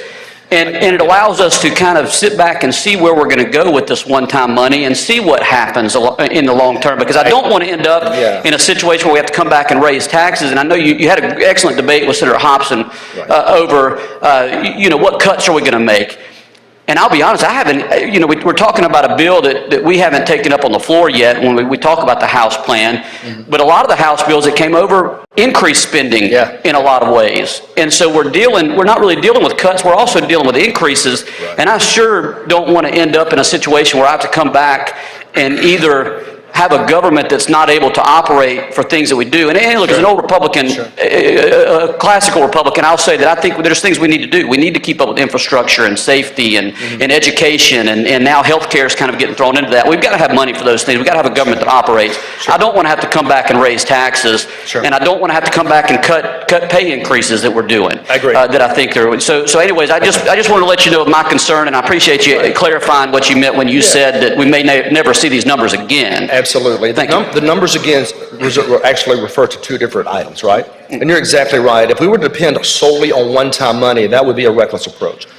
I don't think we have to depend solely on one-time money. You've got two record-setting numbers occurring right now. The first is just the general revenue coming in. Now, it's increased dramatically. Could be the lottery we passed, could be the use tax we passed, whatever the case may be. We have a lot more revenue than we did just 5 or 6 or 7 years ago. Secondly, the federal money that comes down, not just the direct influence of it, but the incidental benefit of it, because when it's spent, it generates local activity, hence more sales taxes for us and more revenue for us. We know that highway construction is going to be a really big deal over the next few years. We know that roads and bridges have been targeted by the Biden administration and spent by this administration to be addressed. When this occurs, you can anticipate greater economic growth over that time period. We've had finish your 5 minutes is up. Thank you, Senator McDaniel. Do I hear a motion to continue? All in favor, signify by saying aye. Aye. Opposed, no? No. The chair is in doubt. We'll have 1 5-minute more. So thank you, Senator England. Senator Parker. This is all on you. This is all on you. Thank you. Senator Parker. Just a quick question. I'll try to be brief here too, and I appreciate the debate. This is the kind of stuff I like talking about. I know you and I share same views on just about everything, but I think what we're talking about here is we're at an impasse where we're considering something, and we're talking about so many other things other than the item at hand here. And I think in the legislature, a lot of times we have bills that come up and we talk about what we would like to be our ideal bill, but then we have to make a decision on the bill that's in front of us and vote on that one and not on other things. And so, and I mentioned this in another committee before, we brought up the marijuana bill this year, which included some increases in taxes. And at the end of that debate and everything, I believe you found a way at that point to get past those increases in taxes and get to a yes vote on that, because that principle outweighed the tax increase. Would that be a fair statement? Yeah, but let me explain. Well, I don't want to go into that bill, but I know. Hold on. But the reason for my question, though, is not for an explanation on that. The reason for my question is we're faced with that same discussion today. Right. And to Senator Hobson's point and to Senator England's point, there's been a lot of discussion in this debate about us trying to move or phase in or phase a reduction of state income tax over time. And this bill, as I read it, does include an elimination of the 4%. And whether we prefer that go further or anything like that, the bill that's in front of us today does do that. And my understanding of your explanation is that you're against this bill and you're planning to vote no because it doesn't go far enough. Am I misunderstanding that? Well, I'm gonna have to go back and answer a couple of questions before I get to that question. That's the third one you've asked me. Well, that's where we've only got 5 minutes, so I'd rather just kind of stick to that if you don't mind. Here's the way it looks, okay? I'm a Republican, obviously. My conservative bona fides are well known in this state. I have fought as hard as I could for as long as I can for conservative government. If you could find a more conservative politician in the state, I'd like to see him, and I'm proud of it. Well, I think sometimes too, where I take issue with that. Point of order, Mr. President, I have a right to answer the question. I have a right to answer the 3 questions that he's asked. What were the 3 questions, Senator Parker? Well, I just, when you call yourself the most conservative person, it's almost like you're Captain America or something like that. Well, and so. I appreciate that. It's not the most. The record speaks to that. It's nothing to brag about. It's a principal position that I've taken every year that I've been here. I'm proud of that. And I know this chamber is full of one-liners and people get mad and offended. This is a really simple calculation. There is a belief among some Republicans that they want to run as a Republican and they want to say they're conservative. then they only vote Republican about 50% of the time. I don't have a perfect voting record, but I guarantee you I'll vote Republican 99% of the time. To your point earlier, yes, there are distinctions in these bills. If there's a bill that has 3 principles involved versus 1 negative principle, sometimes you have to make the call, the lesser of 2 evils, and you support the 3 principles. The marijuana bill did just that. Expanded liberty, expanded freedom at a cost. Tough bill. The point of this debate is to get right to the core of why we're talking. There are moderate Republicans in this chamber. That's fine. I am not a moderate Republican. And if you don't mind me interrupting for 1 second, I do. I'm back to I am not a moderate Republican. I am a conservative Republican, and I'm proud of that fact. Now, I'm going to go home and tell my people my voting record, and I've done that for 16 years. I'm going to keep doing it because that's what they asked me to do. I'm here because I've kept my promises to the people of this state. You all now have to go home and tell them your voting record. I'm fine with that. I've got no issues with that. That's between you and your voters. My position is this. It's not about being Captain America. That's a silly analogy. It's about being the same principled conservative I was in 2008 as I am now. I am proud of that. I'm going to fight for that. I'm going to stand by that. And if it makes everybody in this state mad, when I leave here one day, whether they bring me home or not, they're going to say, you know what, by God, he stood for something. He didn't cut backroom deals. He didn't come up here and sacrifice his principles. He didn't play follow the leader.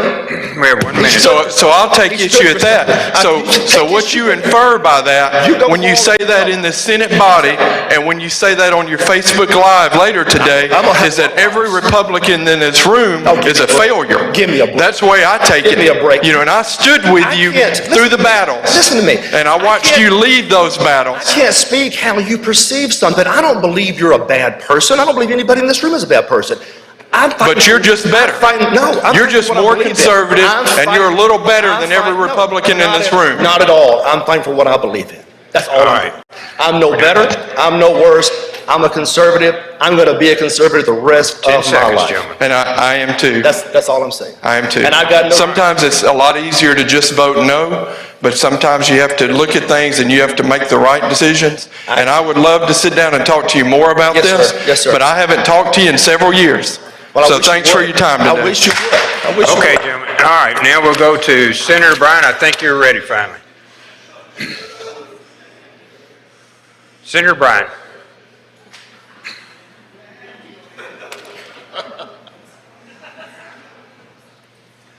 This is such a sad situation for so many different reasons.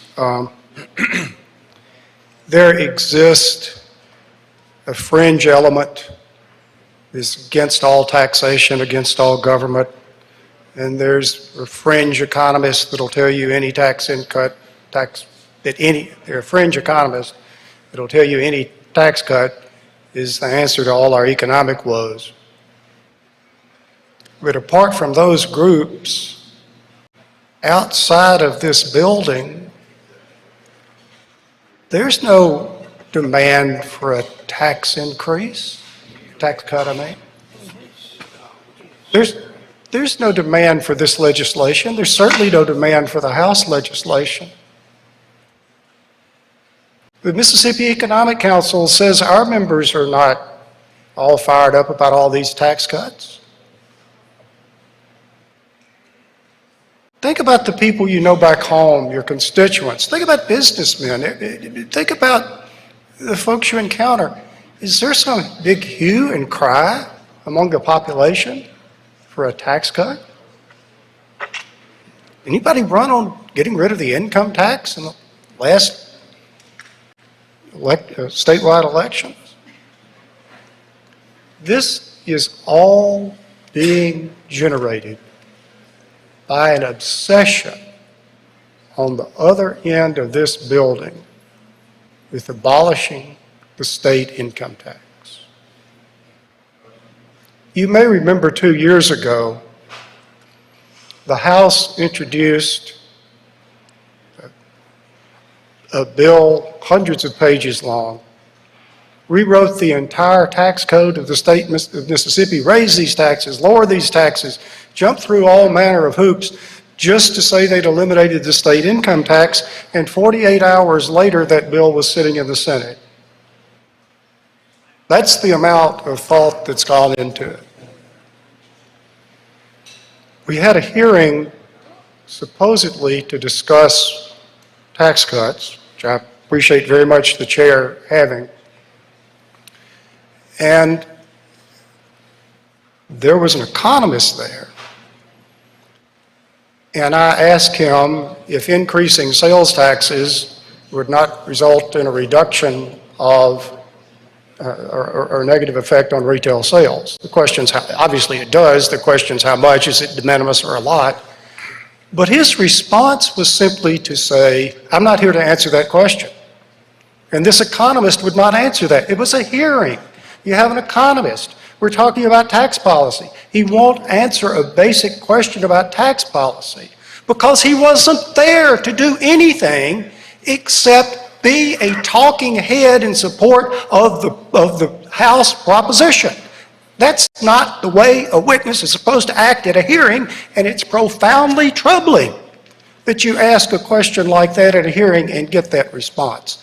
But it's an insight into how this works. I made a comment at those hearings that I wasn't in favor of the tax cut. And a House member asked me, well, if you're not in favor of the tax cut, why are you here on this committee? I'm not, a friend of mine, I'm not personally upset about that at all. Later, he more or less took it back or whatever. It's not a big deal, except that that is an insight into the mindset. The whole purpose of a hearing or anything is to ratify a decision that's already been made. It's just very troubling. One of the arguments in favor of the tax cut was that if we'd abolish the income tax, people would flock to Mississippi. I mean, remember, that was the first big thing they were saying. And of course, that's finally, I think, died of its own weight. I mean, just again, think about people you know that lived in Mississippi and moved away. Do you think a bunch of them are going to move back if we get rid of the state income tax? But the irony is there are things we need to do to attract people to Mississippi, and we need to attract and retain people in the state. It just doesn't have much to do with our tax policy. Practically, I don't know what the percentages are, but overwhelming number of states have both a sales tax and an income tax is the source of their revenue, and Mississippi's just like most states in that regard.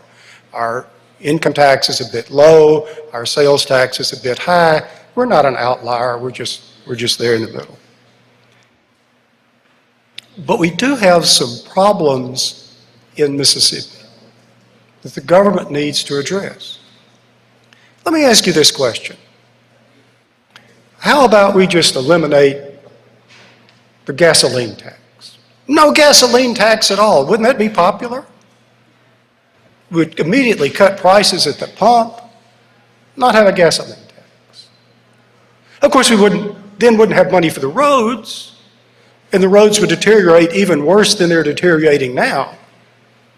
But I suppose from this anti-tax obsession, that would be just fine, because in none of the discussions about how we're taking money away from the people, is there any discussion about, well, the people's money is going to benefit the people for things such as roads. And I can tell you, my constituents want roads. They want roads without potholes in them. They want roads without pavement that's deteriorating. But looking at what's happened to the highway department and funding is an interesting thing to look at, because our gasoline tax has not changed. It's a % tax per gallon. And so you say, well, the tax is just what it was 15 years ago. Why can't they do with it now what they were doing 15 years ago? Well, the answer, of course, is that the amount of the tax is dramatically, the amount of the value of the money is dramatically less than it was because of inflation. The price of asphalt's much higher. The price of employees is much higher. The price per gallon doesn't produce more money when more cars get more miles per gallon. And all of these factors have been coming together so that the highway department doesn't have enough money to maintain the existing roads. And again, this is not something that I'm telling you. This is what the state highway department's been telling you for years. Commissioner Hall is going everywhere saying we do not have enough money to maintain the roads. I believe we need to get general tax funds over into the highways. But the people need roads. We're familiar with the water and sewer problems in Jackson because we're here and it's big news. But the state of Mississippi, all our towns, all our cities, have water and sewer systems that are old. And the pipes need to be replaced. And just to be frank about it, one of the problems with maintaining water and sewer pipes and water and sewer systems is that the election's going to be 4 years from now at most, and it takes a lot of money to fix it, and there's just an incentive to see if we can't get past the next election instead of looking toward the next generation. But we have now some money. We can borrow money at extremely low rates at the state level, lower than inflation, effectively negative interest rates. We can provide water and sewer all over this state. And you can say it's not a state problem, it's a local problem. I don't know that the people back home who want clean drinking water and want their sewage properly disposed of are real tore up about philosophy about what is or is not a state or a local situation.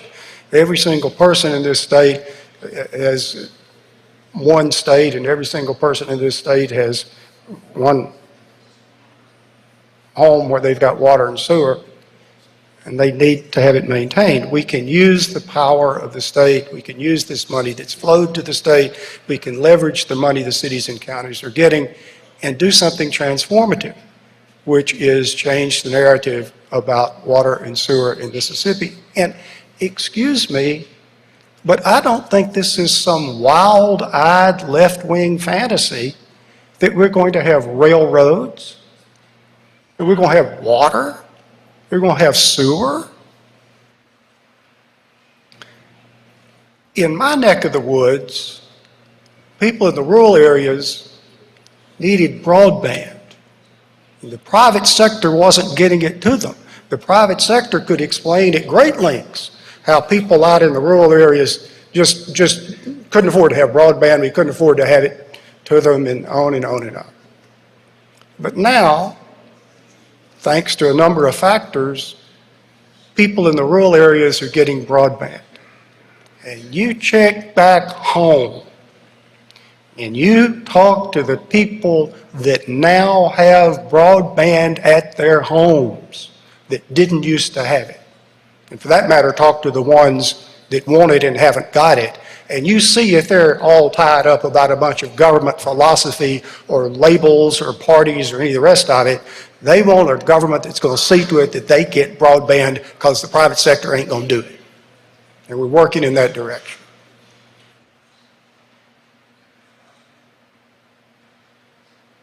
Talk to your schools.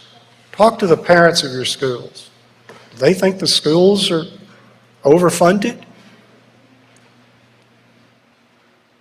We have on the books a very modest proposal for funding public schools. We've not been funding it because we're told we don't have any money. Well, we've got money now. The funding formula for education is based on how much it costs to operate a school district. If the state isn't paying its share, the school districts have got to get that money from someplace else. They've been getting it from ad valorem tax. If you don't believe it, go look at your tax bill. I don't know why we brag about how much money we've got in the bank in Jackson while people's property taxes are going up because we're underfunding, violating the law, by the way, and underfunding the school funding formula. I was on the Gallo show, and among the things I've learned on the Gallo, I would like to say I do appreciate Mr. Gallo letting me come on his program, but he always, gets in the last word because he gets to talk when they're going off the air. And he asked me about this tax cut, and I started explaining what we need money for roads, and we need money for schools, and we need money for water, and need money for sewer. My microphone was turned off. He said, that sounds just like a Democrat, and then they went to a commercial break. If I'd been able to respond, which I wasn't because it was the end of my segment, I would have said that, quite frankly, I don't think water and sewer and education and highways and broadband are partisan issues. And I'll guarantee you one thing, if they are partisan issues, I want to be on the party that's pro-broadband, pro-water, pro-sewer, pro-education, and pro-highways.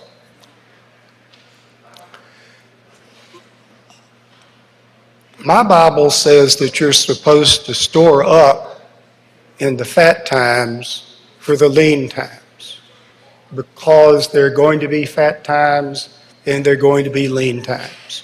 And anyone that's looked at the economic cycle knows that's true. This is obviously a mighty fat time. That's why yesterday I introduced a bill to increase the rainy day fund to $1 billion. I want to store up some money for down the road because I don't know what the world's going to be like in years 2, 3, 4, and 5. It's mighty uncertain. We need to put some of that money aside so it'll be here as a resource for the future. But we need to take the other money that we've got, in my opinion, and invest it in things that I've been discussing: roads, water, sewer, things that will be here long after we're gone, just like we were born into a world with things previous generations built for us. And let me just say this about the budget. It is obvious that the cost of employees is going up. We must pay our state employees a competitive wage or they will leave and go work somewhere else. And we need good state employees just like any organization does.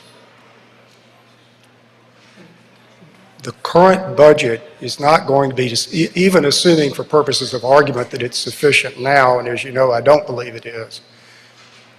By the time June gets here, it's certainly not going to be a sufficient pay base or pay scale to attract and retain the employees we need. As inflation comes in, the price of everything we purchase goes up. And I don't know what economic effect the situation in Europe is going to have, but it's the fact that we don't know is yet another reason to be prudent about what we do. I'd just like to say this one thing about what I keep hearing is somehow the economic benefit that will flow to the state if only we have these tax cuts. If the state of Mississippi spends $10 million, we spend it on a highway, we spend $10 million on salaries, we send $10 million to the public schools, that $10 million gets out in the Mississippi economy. It's spent, it turns over. By definition, we're spending it in the Mississippi economy. Even assuming that this entire, the alternative of $10 million tax cut, even assuming that entire $10 million tax cut went to the Mississippi economy, which it will not, how does the economy know that these dollars that are in circulation were generated by state spending and these dollars that are in circulation were generated by private spending? This argument that somehow we're going to have a huge economic stimulus by a state tax cut fails to take into account that you're also reducing state spending in the same amount. The economics of it are a wash. I would just say it's a sad situation that we're here having this debate and not focusing on the critical needs that the state has. I've not mentioned all of them. You know what they are. Just think about your folks back home. Are they clamoring for a tax cut, or are they clamoring for roads and water and sewer and schools and broadband? Thank you, Mr. President. Thank you, Senator Bryan. Senator Hill, for what purpose? You speak on the bill? Briefly. Please proceed.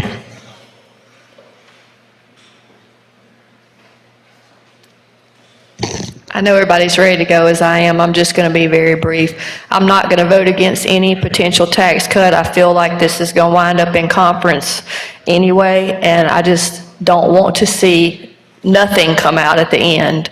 And I'm to the point to where I have some ideas, and I think some of my suggestions have already been incorporated into this bill here, and I want to have a seat at the table if leadership would allow to work through this, because I believe that there's a way to do this to where you can basically have a plan contingent upon revenue being replaced with the stimulation of the economy, and that's about it. Thank you. Thank you, Senator Hill. Senator Sparks, speak on the bill.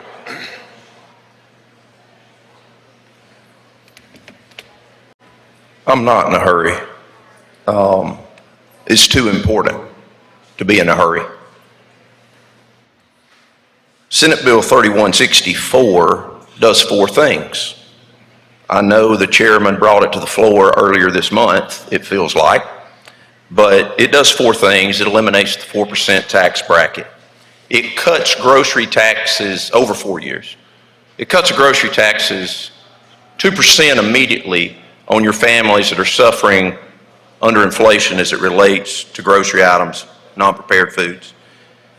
It cuts the general fund portion of the tags at the local taxing authority. I think Senator Fillingham said it well this morning on the radio. This is a transparency. Therefore, everything left is local taxation, not state taxation. And finally, it has a one-time tax rebate. I respect Senator McDaniel and Senator Bryan, but I respectfully disagree with both of them and their positions. One moves to recklessly eliminate the personal income tax. One says it's not the time to cut any tax. Well, I've got an economics degree from the University of Mississippi back when it was in the School of Business.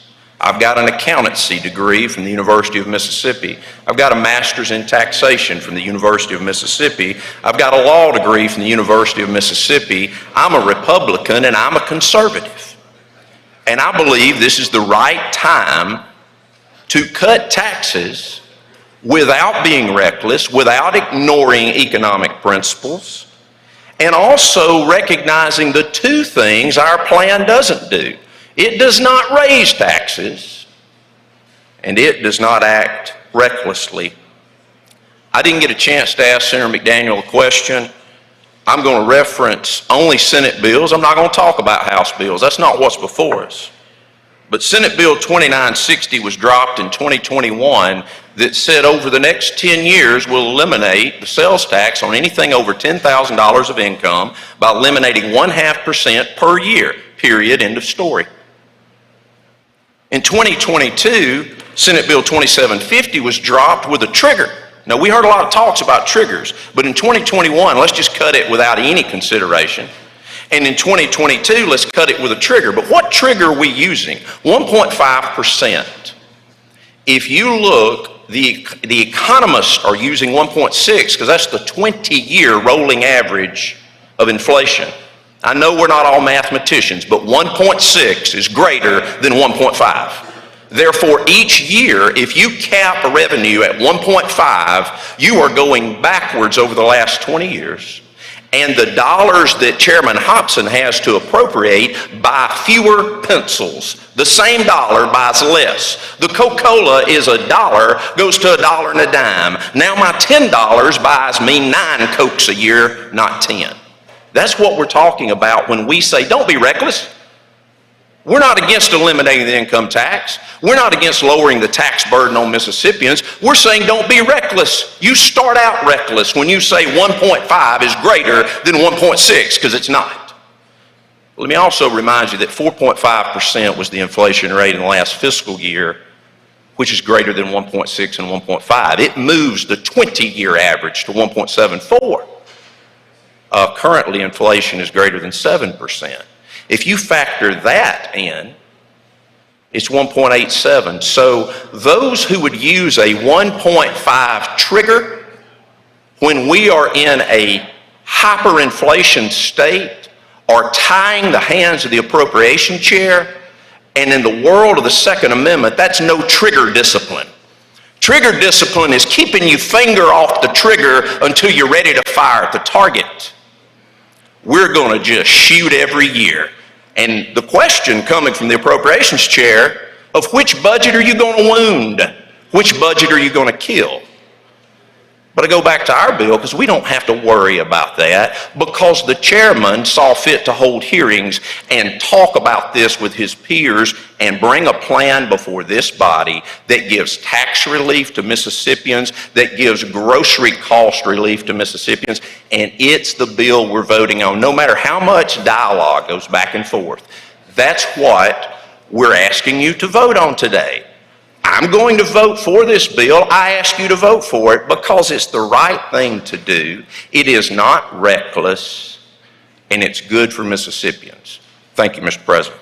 Thank you, Senator Sparks. Senator Simmons, Sarita Simmons, I'm sorry. For what purpose, ma'am? Introduction out of order. Please proceed. Thank you, Mr. President. I would like to introduce my father, Commissioner Willie Simmons, to the Senate. And I would like for you all to help me welcome him. Thank you.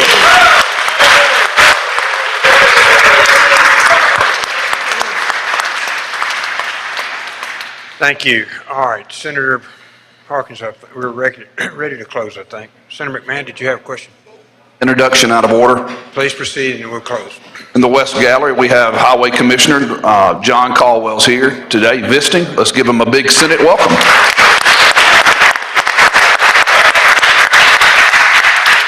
All right, Senator, we're ready to close. Thank you, Mr. President. Ladies and gentlemen, there's been a lot of good discussion, a lot of good things to consider. This is the first pass of this bill. Obviously, it's got a reverse repealer.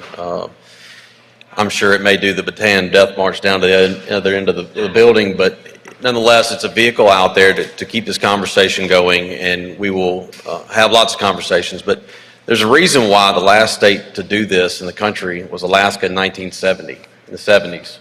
This is not an easy thing to do. Lots of states are taking measures to lower their tax rates, whether it be corporate or personal income tax.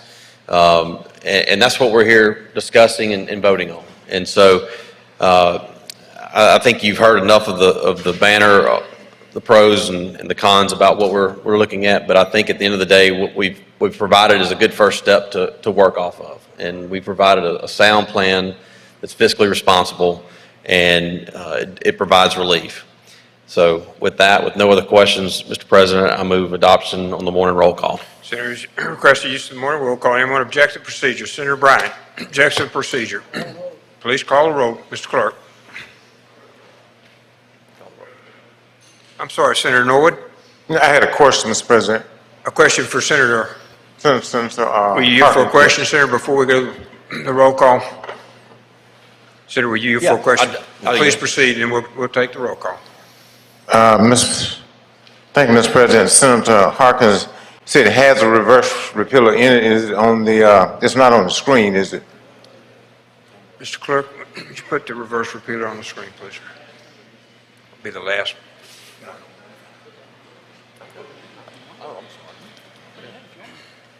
Put an amendment in there if you want. Senator Norwood, do you see that? My apologies, it does not have a reverse repealer in it. It does not? No, it does not. Okay, The thank other you. bill had one. My apologies. Thanks. Okay, thank you, Senator Norwood. Now we're ready. Mr. Clerk, please call the roll. Barnett. Barrett. Blackman. Blackwell. Blunt. Boyd. Branning.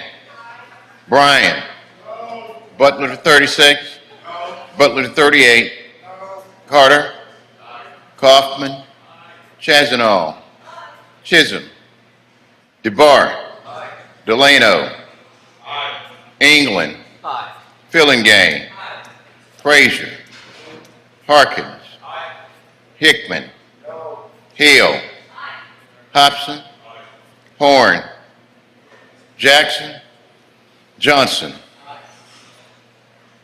Jordan. Kirby. McCon. McDaniel. McClendon. McMahon. Michelle. Moran. Norwood. Parker. Parks. Polk. Seymour. Simmons of the 12th. Simmons of the 13th. Sojourner. Sparks. Suber. Tate. Thomas. Thompson. Turner Ford. Whaley. Wiggins. Williams. Younger. Barnett. Blackman. Chisholm. Horn. Jackson. Parks. Turner Ford.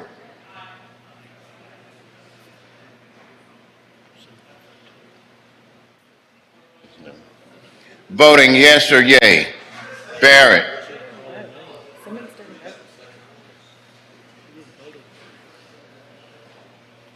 Somebody just said to vote it. It's to the vote. Simmons, you didn't call her name the second time around. Okay. Anyone to the vote? Everybody, or you want to call it, did you call it a second time? Yes, sir. Miss Simmons. I'm sorry, Miss Senator Simmons, your vote, sir, ma'am. To the vote? Yes, ma'am. I vote aye. Aye for Senator S. Simmons. All right, anyone else to the vote? Senator Barnett. Senator Barnett, To the vote, please proceed. I'll change my vote from no to yes. Senator Barnett, aye. Senator Blackwell, Request to be co-sponsor at the appropriate time. request to be co-sponsored at the appropriate time. 1 minute, we'll finish the vote. Anyone else? Anyone else? You want to call it, Mr. Clerk? Go ahead. I did. You hadn't gone down the list. I did. Okay. Voting yes or yay. Barnett, Barrett, Blackman, Blackwell, Boyd, Branning, Carter, Kaufman, Chazanall, Chisholm, DeBar, Delano, England, Fillingane, Harkins, Hill, Hobson, Horn, Johnson, Kirby, McCon, McDaniel, McClendon, McMahon, Michelle, Moran, Parker, Polk, Seymour, Simmons of the 13th, Sojourner Sparks, Suber, Tate, Thompson, Turner Ford, Whaley, Wiggins, Williams, Younger. Voting no or nay. Blunt, Bryan, Butler to 36, Butler to 38, Frazier, Hickman, Jackson, Jordan, Norwood, Simmons of the 12th, and Thomas.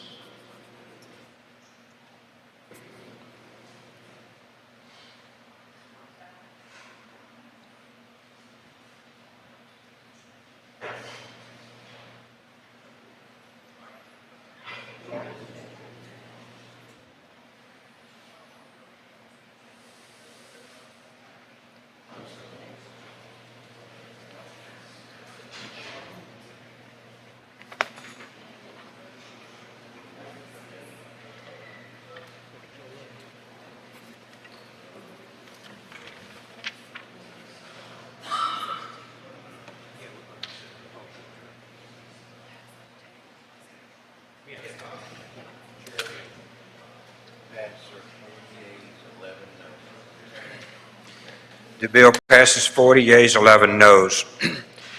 Now we'll go co-sponsor, Senator Blackwell. Senator Blackwell. Anyone else?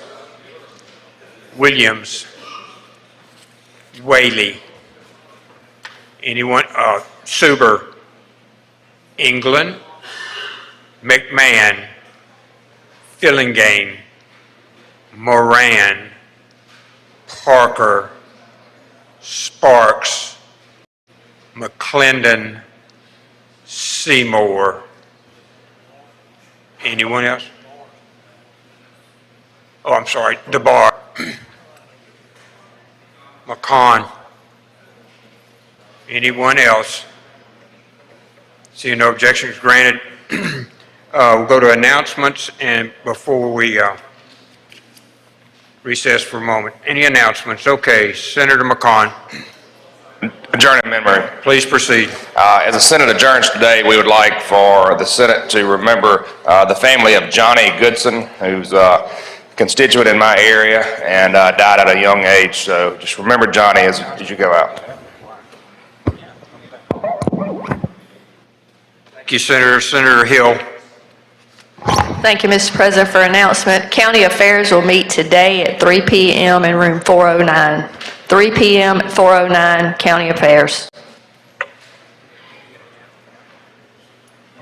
Thank you, Senator.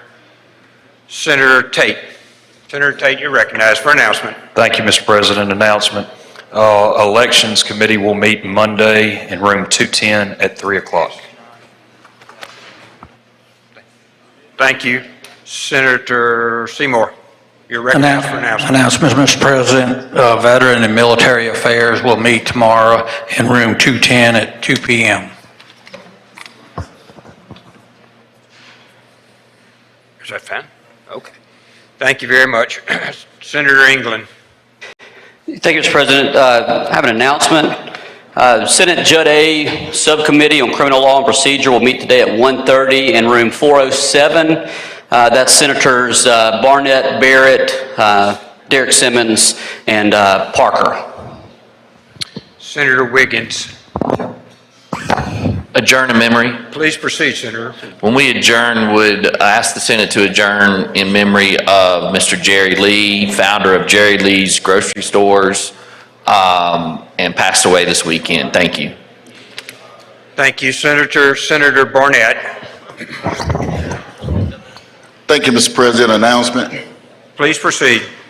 Tomorrow at 10:30 in room 409. Corrections will meet tomorrow, room 409 at 10:30. Thank you, Mr. President. Thank you, Senator. Senator Fillingane. Judiciary B Committee meeting tomorrow morning at 9 o'clock. Thank you, Judd A, Mr. Clerk. Senator DeBar. Thank you, Mr. President. Education will meet today at 1:30, room 216. 1:30 at 216, Mr. Clerk. Senator Younger. Adjourn in memory, please. Please proceed. Della Wages passed away in Aberdeen. He was a good friend of mine's mother. And I also want to announce that Ag will have a quick meeting as soon as we adjourn, and Wildlife and Fisheries will be right after that in 210. 210. Senator Chasnow. Thank you, Mr. President, for a brief announcement. All of you received invitations to the Mississippi Tourism Association and Mississippi Gaming and Hospitality Association event on the evening of March the 2nd. I mention this because your tickets to get in are in these envelopes. Please do not discard them if you wish to attend, and it'll be a very nice event, so please hold on to your ticket. Thank you. Thank you, Senator. Senator Parker, for an announcement. Thank you, Mr. President. Economic and Workforce Development will meet tomorrow morning at 9:30 in room 210. 9:30, 210, Mr. Clerk. Senator Blunt, for an announcement. Thank you, Mr. President. I would ask unanimous consent to be added as a co-author to item number 1 on today's calendar, Senate Bill 3167, Capital Expense Funds Appropriations to MDOT. Number 1, Mr. Clerk, for Senator Blunt. Senator Branning, you're recognized for announcement. Thank you, Mr. President. Just a reminder that Highways and Transportation will meet today at 2 o'clock in room 216 or immediately following Education. Thank you. 2 o'clock, 216, Mr. Clerk. Senator Bryan. I enter a motion to reconsider on Senate Bill 3164, item 6 on today's finance calendar. To the chairman. Senator Moran, you recognized for announcement. Thank you, Mr. President. Just to remind everyone that 2 o'clock today in room 210, we'll have a Ports and Marines meeting. Room 210 at 2 o'clock today. Thank you. 2 o'clock today, Mr. Clerk. Senator Jordan. You come to you, Senator Pope. Senator Jordan, you're recognized for an announcement. Yes, sir. I'd like to be consent to be added to Senate Bill 3167, number 1 on the calendar today, please. Seeing no objection, granted. 3167, Mr. Clerk. I'm sorry. Yeah, to Senator Pope for announcement. Thank you, Mr. President. I'd like to remind the junior pages that pictures will be made in the morning, 9:30 here in the chamber with the Lieutenant Governor and Senators Baird and McClendon. Thank you, Senator Robert Jackson for an announcement. Thank you, Mr. Chairman. I'd like to be added to number 1, 3167 as co-author. Number 1, 3167, Mr. Clerk. Okay. Mr. Clerk, you want to read the announcements and then we'll close for... Agriculture will meet upon recess in room 210. Wildlife, Fisheries, and Parks will meet immediately after agriculture in room 210 this morning. Education will meet at 1:30 p.m. today, room 216. Judd A Subcommittee will meet in room 407 at 1:30 today. Ports and Marine Resources will meet in room 210 at 2 p.m. Highways and Transportation will meet in room 216 at 2 p.m.